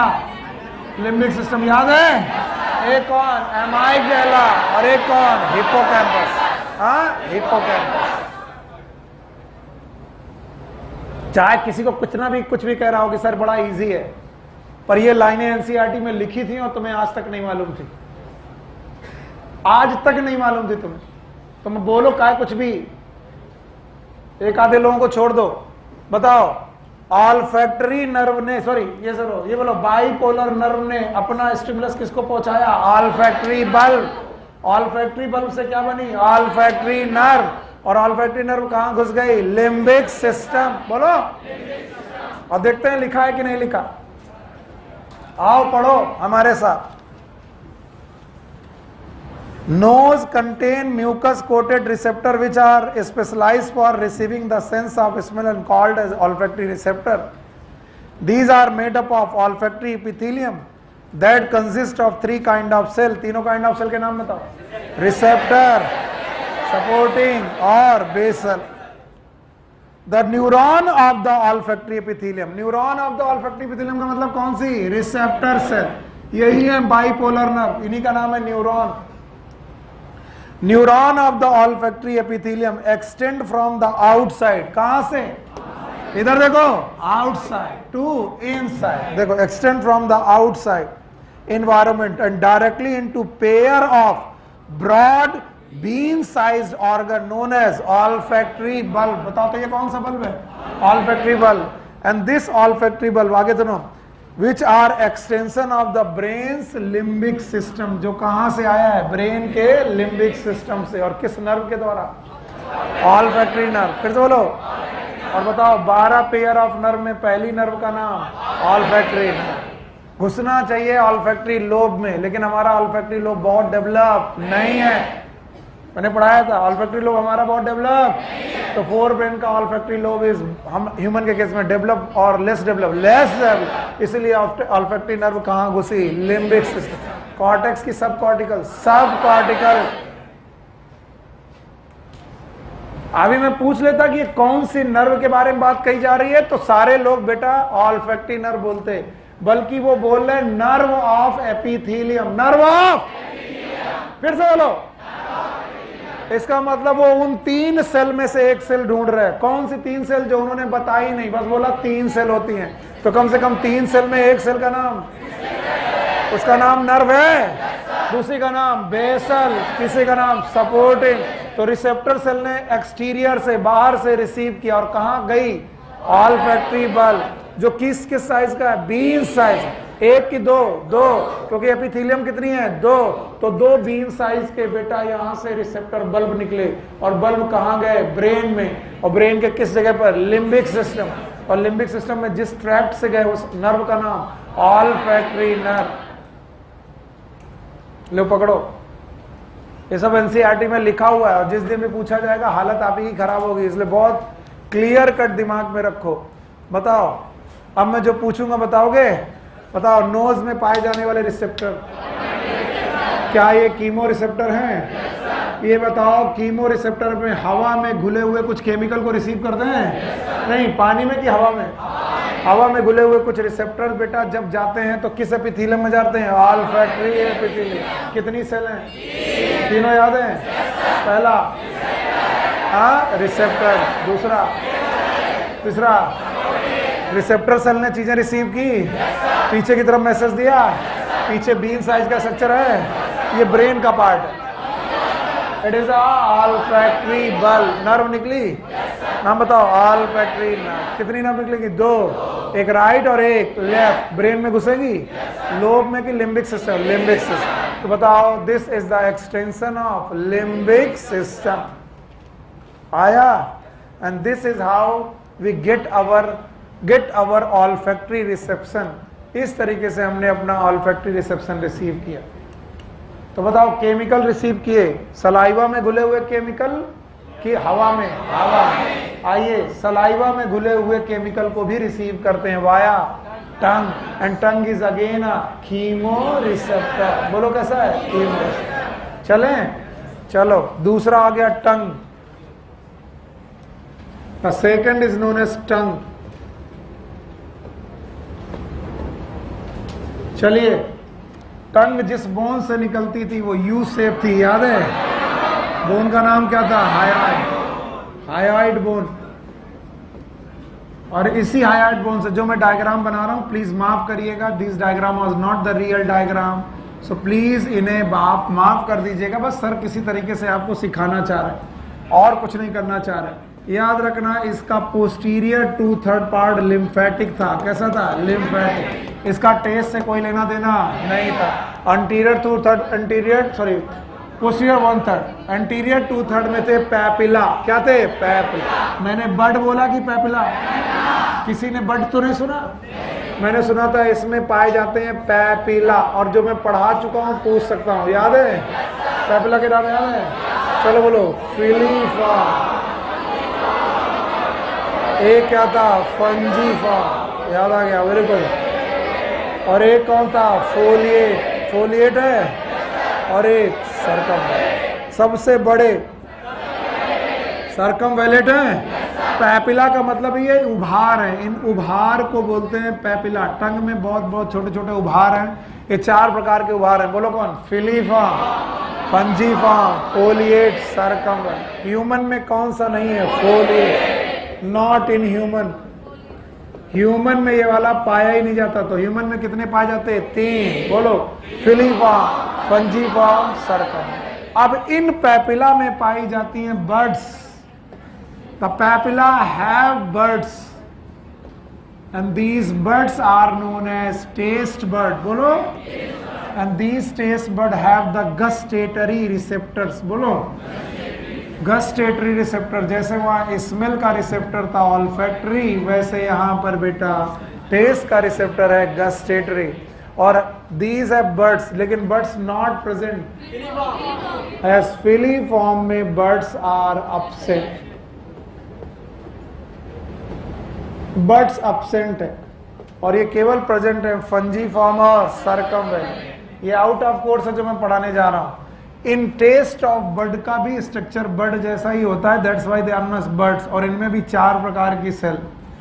एक प्रकार की सेल्स का नाम है रिसेप्टर सेल्स। अगेन ये रिसेप्टर सेल नर्व ही है और कुछ नहीं है। These are known as receptor cells. इन रिसेप्टर सेल्स के अलावा they have basal cells. Basal cell के अलावा they have supporting cells and they look like bird. तो इसमें जो व्हाइट वाला पोर्शन है, this is nothing but this is known as receptor cells. फिर वही लिख दूंगा, कुछ नहीं होगा। व्हाइट वाली रिसेप्टर नर्व है, रिसेप्टर ब्लू वाली सपोर्टिंग है, और बेस वाली बेसल है। और चूंकि वो बर्ड जैसी दिखती हैं इसीलिए इन्हें बोलते हैं टेस्ट बर्ड। और इनसे बेटा नर्व निकली है जो टेस्ट लेके जाती है। और आपकी टंग में टोटल कितने टेस्ट? 4। भूल गए होगे?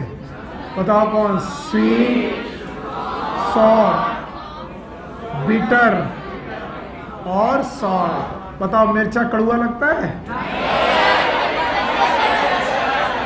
मरचा का टेस्ट क्या है? सो रहे हो? बताओ मरचा का टेस्ट कैसा है? पढ़ो। मीठा, खट्टा, कड़वा कि नमकीन? कुछ नहीं। बताओ मिर्चा, मरचा। मरचा का टेस्ट नहीं होता। It is a burning sensation. क्या गजब हो, घोड़े हो बिल्कुल, खड़े खड़े सो जाते हो। और बैठा ऐसे कर रहा, सो रहा। आंखें खोल के सोने वाला आदमी पहली बार देखा है। तो बताओ हमारे पास टंग में जो रिसेप्टर पाए जाते हैं, they are known as taste bud और also known as gustatory receptor. एक बात बुक में लिखी हुई है, जाकर के अंडरलाइन करना, मैं बुक बार बार नहीं पढ़ूंगा। बोलते हैं कि टेस्ट के रिसेप्टर और स्मेल के रिसेप्टर इंटीग्रेट करते हैं। ये शब्द जब मिल जाए तो अंडरलाइन कर लेना, इंटीग्रेट करते हैं। इंटीग्रेट करते हैं मतलब मिक्स करते हैं। अगर आपकी नाक बंद है और आपको कुछ सही से स्मेल नहीं आ रहा है तो टेस्ट अच्छा लगेगा कि नहीं? नहीं अच्छा। इसलिए जुखाम आने पर ऐसा क्या होता है, मम्मा खाना अच्छा नहीं बनाती, बनाते हैं, लेकिन हमें वो अच्छा नहीं लगता कि आज दोनों रिसेप्टर एक ही तरीके का बिहेव करते हैं। और ये बात भी एनसीईआरटी में लिखी है, अंडरलाइन कर लेना। Now the most awaiting topic, it is known as eye. So we are going to study about the आई।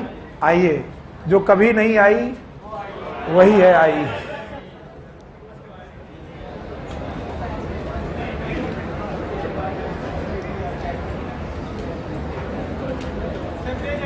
हाँ, पेज ऐड कर दे, ले कर दिया add.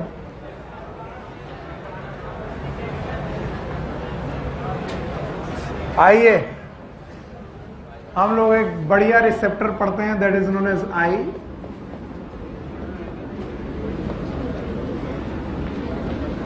It is a photo receptor.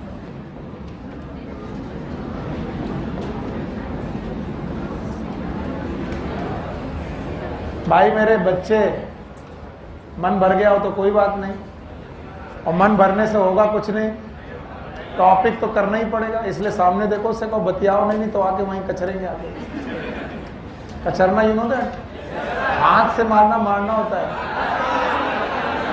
That is known as कचरना। Feel करो क्या होगा। तो कई बार कई बच्चे मुझसे गुस्सा जाते हैं, छू कर देखो भला, तो इज्जत बचाते हुए वापस। It is known as photo receptor, और ये हमारी खोपड़ी के अंदर पाई जाती है, that is known as skull. कई लोग खोपड़ी बोलते सोचते हैं यहां पाई जाती है। स्कल याद है? It's a cranium facial year, याद है? और स्कल में एक सॉकेट में पाई जाती है, and this is known as eye orbit. आंख की orbit, it is a bony surrounding. आपकी आंखें जिस बोनी सराउंडिंग में है, that is known as eye orbit. So eye orbit is a bony structure.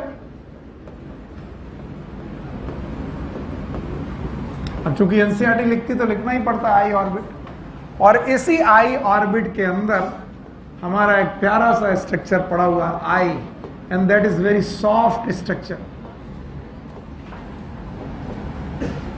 वैसे मानोगे तो है नहीं, लेकिन मानोगे तो तुमको फायदा मिलेगा। पेन छोड़ के रख दो और हमारे साथ कुछ ऐसी बदतमीजियां करो जो केवल हम करना चाहते हैं, आप नहीं। ओके, बस देखते रहना मैं क्या कर रहा हूं। ओके, चलो भाई, जब भी आंख के बारे में पढ़ाया जाएगा तो आंख में 3 लेयर है। बोलो मेरे साथ। सबसे बाहर वाली लेयर है फाइबरस डेंस कनेक्टिव टिश्यू। देखो मैं बना रहा हूं,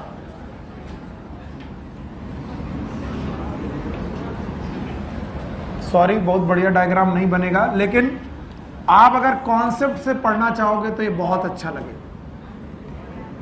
और अगर आपको लगेगा डायग्राम अच्छा नहीं बना रहे सर, तो कभी नहीं बनाया डायग्राम अच्छा, कुछ तो भाग लिए। अच्छा, तो जो सबसे पहला राउंड है, मैं इसको ऐसे ही बताता हूं कि ये रहा पहला गोला आई का, और तुम ना बनाओ, हम तो मिटा देंगे, तुम कैसे मिटाओगे? तो बोल रहा पहला जो गोला है आई का, it is made up of dense connective tissue. Dense connective tissue. शांत रहो बेटा।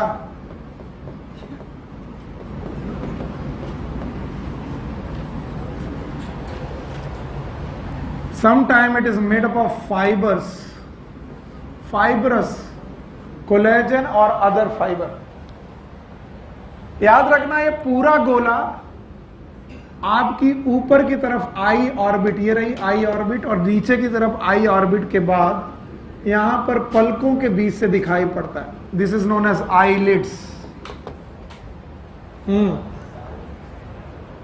इट इज ऊपर हड्डी है, फिर आईलिड, नीचे हड्डी, इट इज आईलिड। तो ये रही आईलिड्स, और आईलिड्स में जो ये हेयर्स हैं, these are known as eyelashes. बोलो तो बोलोगे सर ये आंख आपने बना दी, आपसे बड़ा बेवकूफ कोई नहीं। बिल्कुल सही आपने कहा, मेरे से बड़ा बेवकूफ कोई नहीं। यस सर, इस फाइब्रस लेयर का जो सबसे एंटीरियर मोस्ट पार्ट है, the anterior most part, it is transparent. बोलो कैसा? ट्रांसपेरेंट। अब आपको कुछ कुछ दिखाई पड़ेगा, ये बताओ कैसा है? ट्रांसपेरेंट। फिर से बोलो।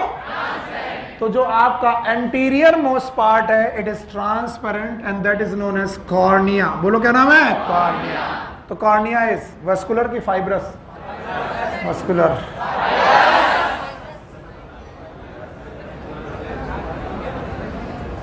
तो हद करना है, बदतमीजी करना ही है, नहीं सीखना है तो ना सीखो।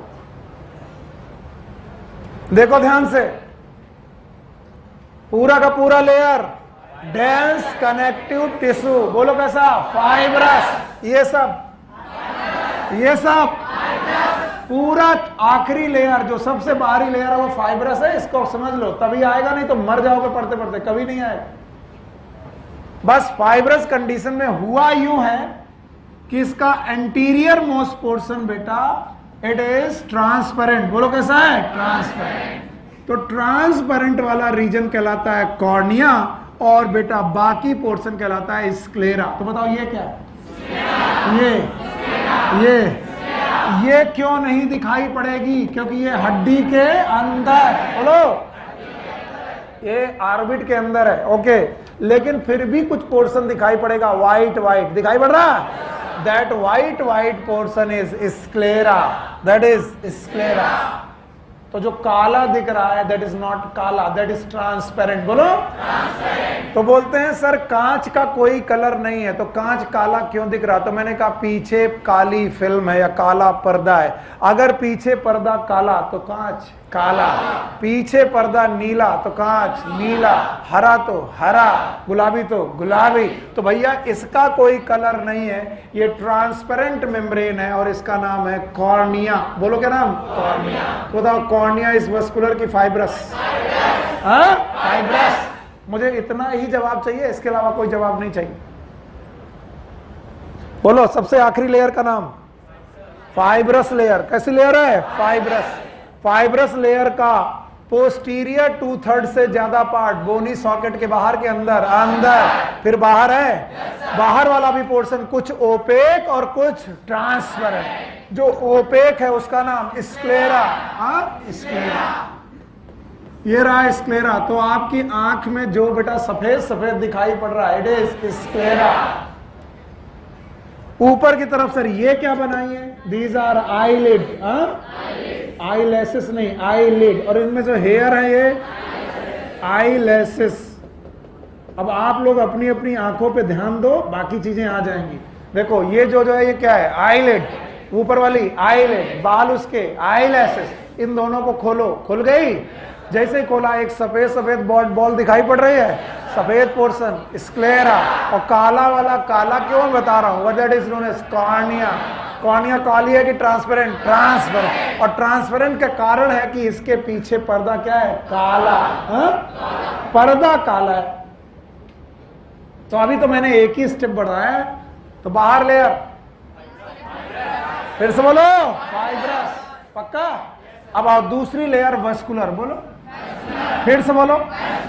तो सेकेंड लेयर इज वेस्कुलर। इतना ही बोलते रहोगे तुम्हारा बेड़ा पार है। दूसरी जो लेयर है इट इज वेस्कुलर, और ये पीछे पोस्टीरियर 2/3 में बड़ी पतली है।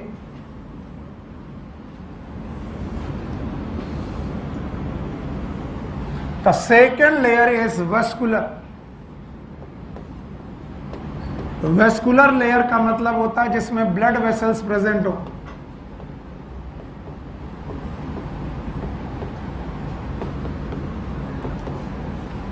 और इस ब्लड वेसल्स प्रेजेंट वाली लेयर का नाम रखा गया कोरॉइड। बोलो क्या नाम है? कोरॉइड। तो अगली बार मुझे कोरॉइड शब्द सुनना ही नहीं है, मैं बोलूंगा दूसरी लेयर वेस्कुलर। जैसे मुझे स्क्लेरा नहीं सुनना, मुझे सुनना है पहली लेयर। तो सबसे बाहर वाली फाइब्रस, फाइब्रस है, उसके अंदर वेस्कुलर, बताओ फाइब्रस लेयर का नाम क्या है? Sclera.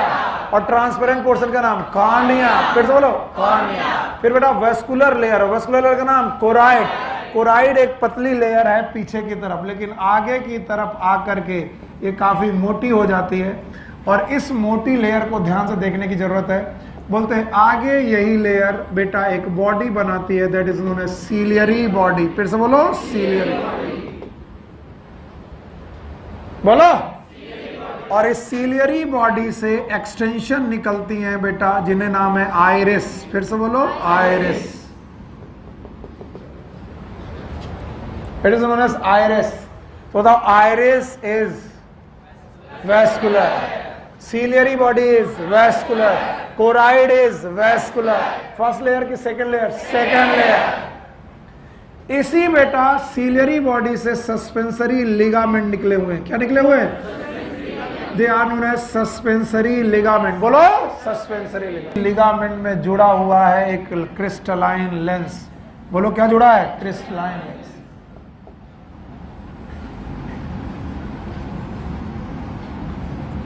This is known as lens. मैंने कुछ नहीं किया, मैंने केवल स्कीम फॉलो की कि मैं पहली लेयर बनाऊंगा उसके बाद दूसरी लेयर बनाऊंगा, बस मैंने ये स्कीम फॉलो की, दैट्स इट। और कोई स्कीम ही नहीं फॉलो की मैंने। बोलो पहली लेयर कैसी थी? फाइब्रस। दूसरी वाली लेयर कैसी? वेस्कुलर। वेस्कुलर का नाम कोराइड। फिर से बोलो कोराइड। पोस्टीरियर 2/3 में थिक है कि थिन है? थिन। आगे जाकर के ये मोटी हो गई है। चलिए मैं इसी कलर से, जिस कलर से मैंने कलर बनाया उसी कलर से सारे चीजें लिख रहा हूं। ध्यान सुनो, बताइए इस पार्ट का नाम ciliary body. Thank you very much. Ciliary body. Ciliary body का एक्सटेंशन नाम बताओ? आइरिस। फिर से बोलो आइरिस। अब बताओ अगर मैं कॉर्निया को देखूं तो ट्रांसपेरेंट की बेटा कलरफुल? ट्रांसपेरेंट। लेकिन पीछे पर्दा आइरिस। अगर आइरिस काली तो कॉर्निया काले, आइरिस नीली तो कॉर्निया नीली। कुछ आंखें नीली होती हैं, कुछ बेटा काली होती हैं, कुछ ब्राउन होती हैं। ज्यादातर इंडियन दो ही कलर में निपट गए, काले और भूरे, और उनमें भी से 90% काले। तो बेटा काले होने का कारण है इनमें पिगमेंट, नाम है मेलानिन। बोलो क्या नाम? मेलानिन। तो इस वजह से ये आइरिस दिख रही। इसके बाद ये सीलियरी बॉडी, और इस लिगामेंट का नाम प्लीज बोलिए? Suspensory ligament.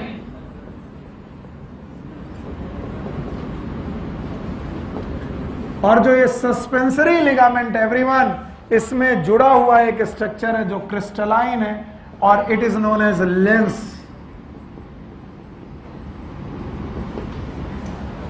लेंस। दो लेयर निपट गए। अब अगर मैंने आपकी आंख का क्रॉस सेक्शन ये लिया है लंबवत, और अगर मैं आगे से काटूं लाइक दिस, अभी मैंने आई बॉल, सी ये आई बॉल का था कॉर्निया, ऐसे काटा हुआ है, ऐसे। अभी मैं आई बॉल ऐसे काटूं, ऐसे काटूंगा तो बताओ जो स्ट्रक्चर आपको लंबवत दिख रहा है वो गोल दिखेंगे? यस। अगर मैं गोल दिखाने की कोशिश में जाऊंगा तो आपको क्या दिखेगा? अगर मैं कट यहां से मारूं, यहां से, अगर इस जगह से कट मारूं, इस वाले प्लेन से कट मारूं, तो मुझे चारों तरफ गोल गोल दिखाई पड़ेगी सीलियरी बॉडी। बोलो क्या? Ciliary body. और सीलियरी बॉडी से लटकती हुई ये आइरिस। फिर से बोलो आइरिस। ये रहा आइरिस, ये रहा आइरिस। बोले कह रहे चारों तरफ से दिखा दी, पहले एक तरफ से दिखाया था, बेवकूफ है ये। यही समझाना है, बस यही समझ जाओ, बाकी तुम्हें आता है।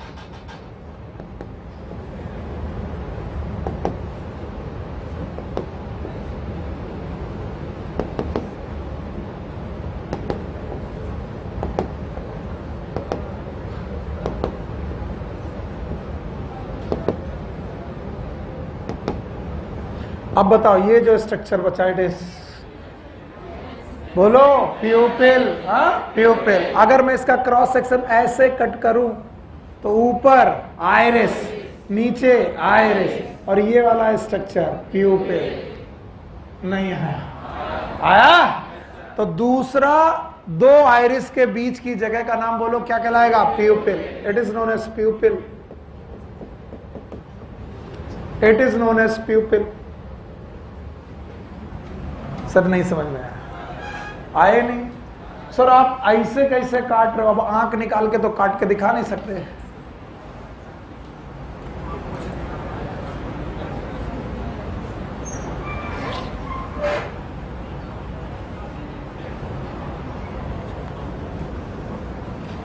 Let's suppose this is my eyeball. It is my अच्छा आई बॉल है। आगे से जो तुम देख रहे हो ओपन पार्ट है। अब मैंने इस आई बॉल को कट किया है। कट किया दिस सेक्शन। इस सेक्शन पे कट करने पर आपको जो ये जो बेटा दिख रही है, इट इज आइरिस। बोलो आइरिस कितनी दिखेगी? एक, क्योंकि साइड से दिख रहा है, देख रहा हो। और ऐसी बहुत सारी आइरिस होगी सामने से, नहीं आया? और जहां पर आइरिस आपस में जुड़ नहीं रही होगी वहां पर एक गैप प्रेजेंट होगा, that is known as pupil. Pupil. फिर भी नहीं आया तो भाड़ में जाओ। बताओ इसका नाम, इसका नाम, इसके बीच का गैप प्यूपिल। अब सुनना, आइरिस में पाई जाती है iris muscle.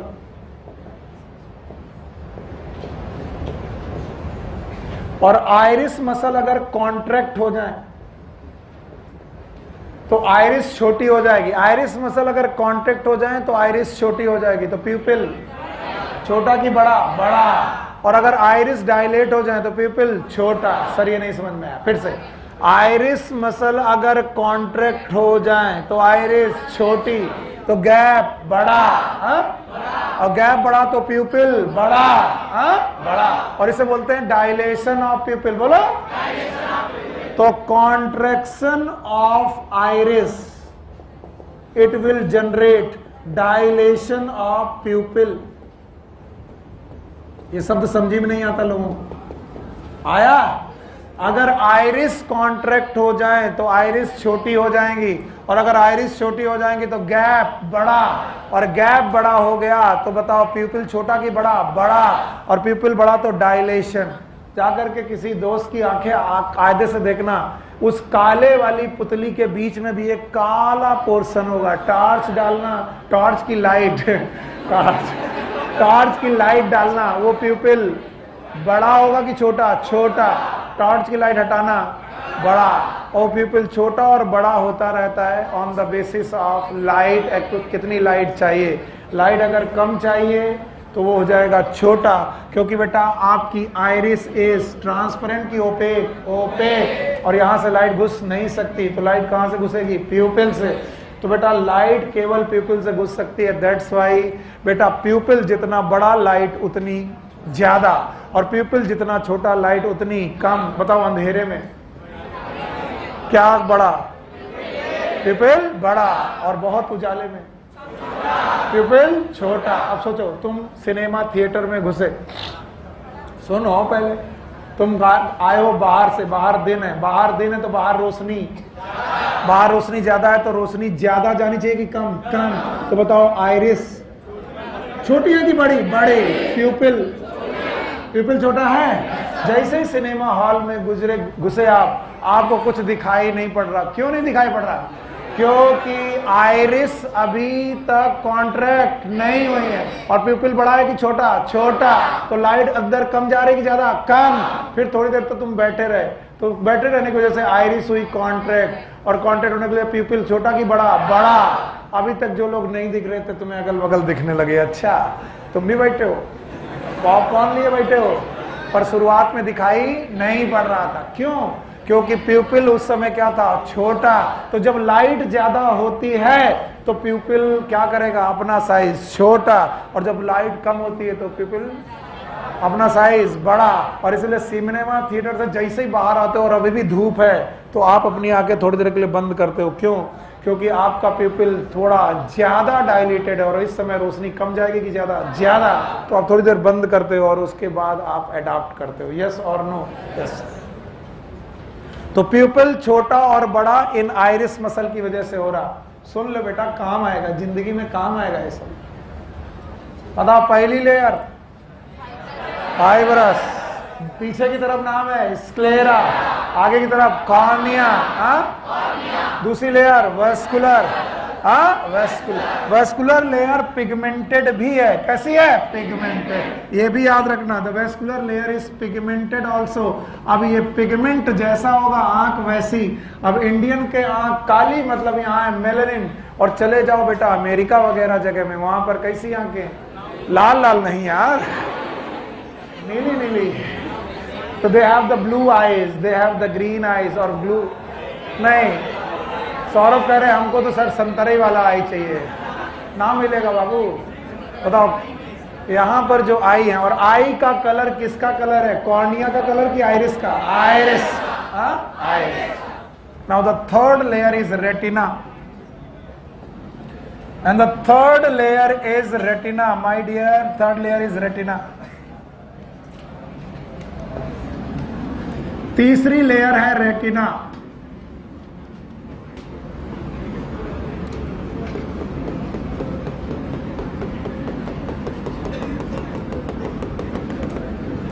It is known as retina,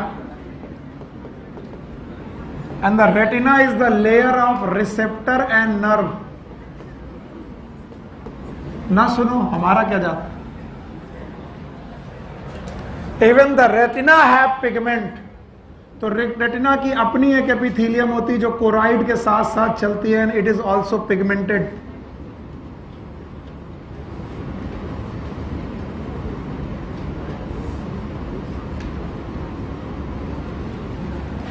Even the retina have receptor and nerve, also have the pigmented epithelium.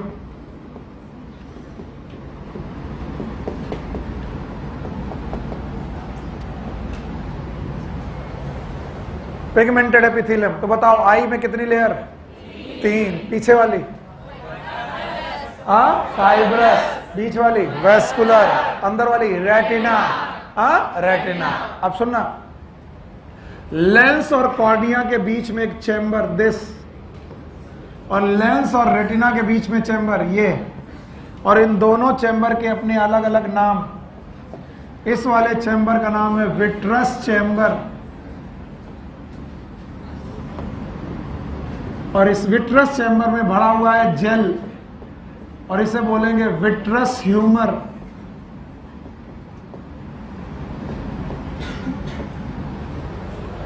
और कॉर्निया और लेंस के बीच का चैम्बर कहलाता है एक्वस चैम्बर।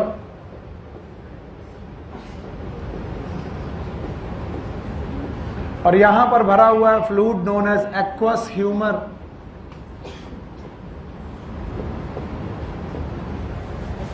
Aqueous humour.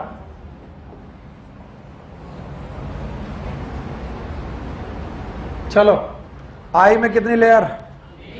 तीनों बता पाओगे? बताना ही पड़ेगा। बोलो पहला सबसे बाहर फाइब्रस, पीछे स्क्लेरा है, आगे कॉर्निया। कौन है ओपेक? स्क्लेरा। और कौन है ट्रांसपेरेंट? कॉर्निया। बीच वाली लेयर याद है? नाम बताओ। कोराइड, वेस्कुलर है, पीछे कोराइड है, आगे स्वेल कर गई है।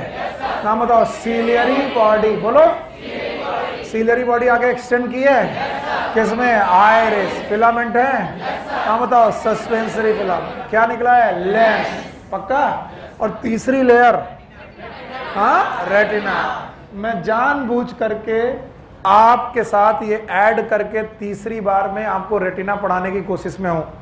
अगर रेटिना समझ में ना आई बाबू, तो तुम चाहे कितना भी आई समझ लो, तुमको कुछ ना आएगा। बाकी तुम हाँ हाँ ही करते रहोगे और कुछ नहीं कर पाओगे। ओके, रुक जाओ। जितना मैं बोलूं उतना ही बोलो। ये है आई, बोलेंगे नहीं सर आप बेवकूफ बना रहे हो। Yes it is I. अरे अगर किसी के सामने बोल दो कि ये आई है तो वो कहेगा तुम्हारा टीचर है बेवकूफ। इनफैक्ट वो बोलेगा तुम्हें कि तुम्हारा टीचर है बेवकूफ। यस सर कह रहा। आइए पहली लेयर को एक्सटेंड करते हैं। बताइए ये क्या है?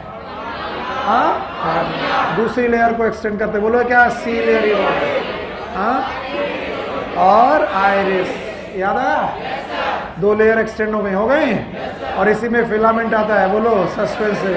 और ये कौन है? लेंस। और तीसरी लेयर को चुपचाप जोड़ देते हैं, बोलो क्या है? रेटिना।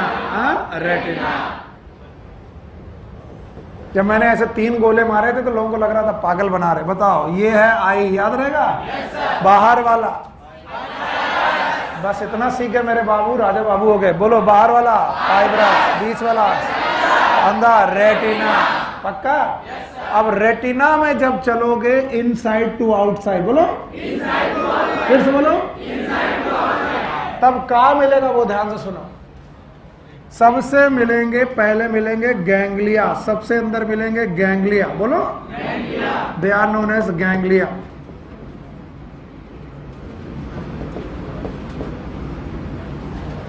गैंग्लिया के बाद मिलेंगी बाइपोलर नर्व। कई सालों से पढ़ा रहा हूं, सबसे कंफ्यूजिंग पार्ट यही है, इसलिए सुन लो बेटा, शायद काम आ जाए। बाइपोलर नर्व,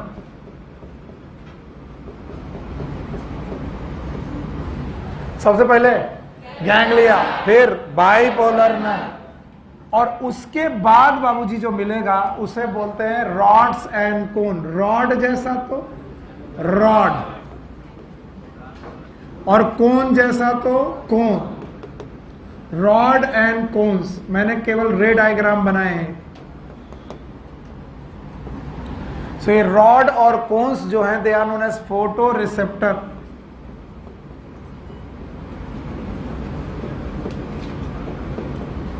चलो मुझे बताओ, इनसाइड टू आउटसाइड गैंग्लिया, बोलो कौन? गैंग्लिया। फिर से बोलो, फिर फोटो रिसेप्टर। याद रखना, अब जो लोग सीख पाएंगे वो अच्छी तरीके से जान पाएंगे, नहीं तो बेटा फिर आपकी मर्जी।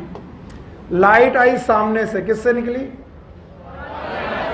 कॉर्निया। आइरिस से निकल, अच्छा, फिर निकली प्यूपिल से, कहां गई? लेंस। तो लेंस से निकलते वक्त बेटा ये पहुंची, लेंस क्रॉस करके कहां पहुंची? एक्वास ह्यूमर की विट्रस।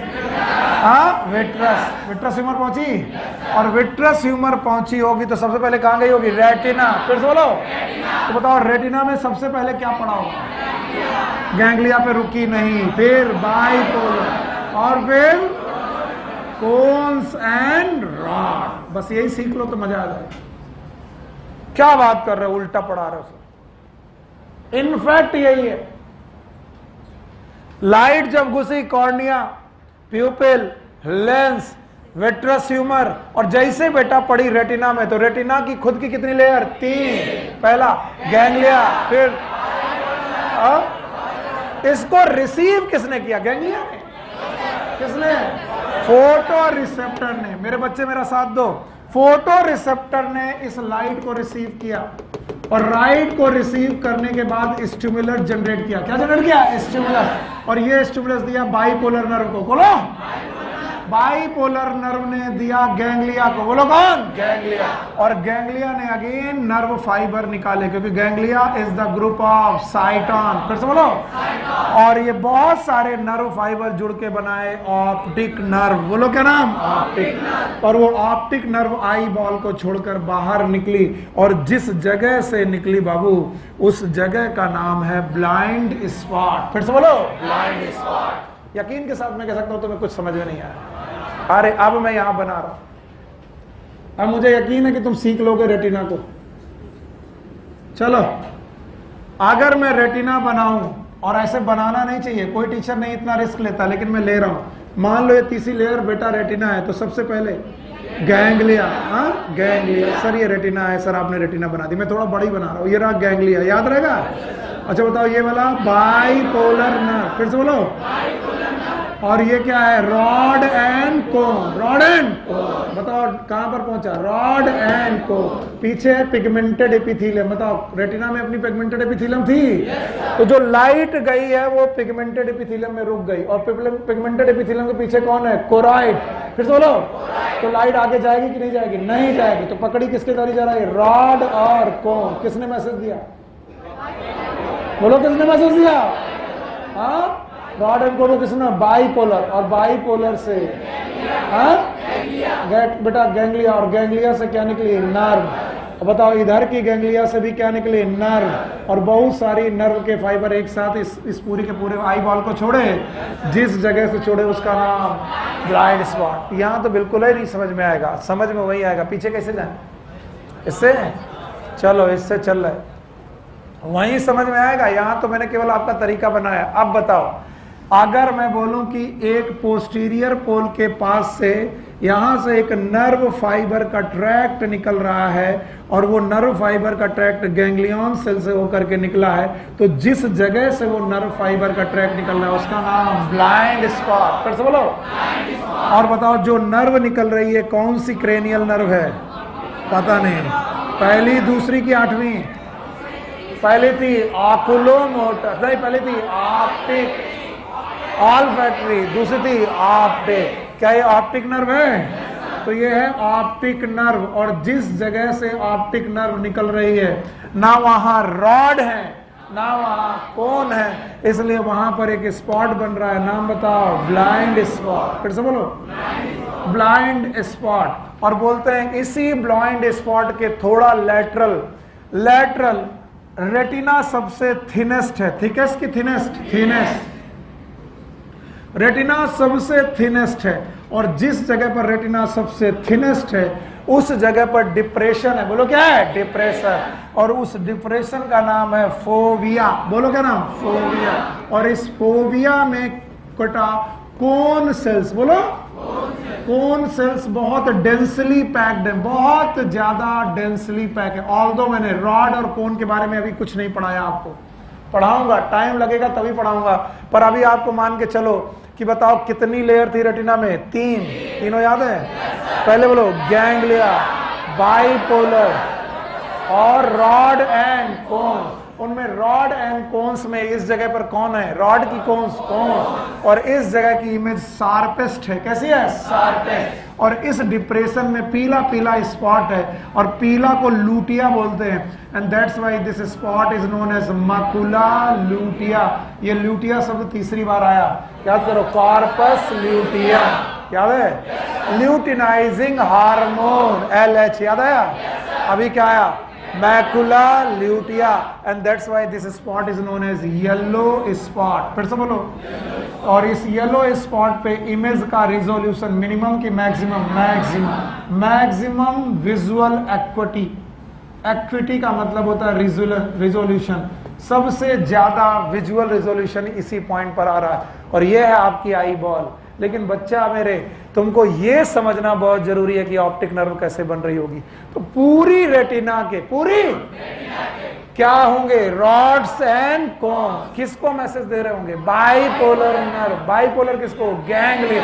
और पूरी रेटिना के गैंग्लिया क्या बना रहे होंगे? नर्व। और वो नर्व एक जगह से निकल रही होगी, जिस जगह से निकल रही होगी उस स्पॉट का नाम ब्लाइंड स्पॉट। बताइए यहाँ इमेज बनेगी कि नहीं बनेगी? नहीं बनेगी। और उसके लेटरल साइड में एक डिप्रेशन होगा, डिप्रेशन का नाम फोविया।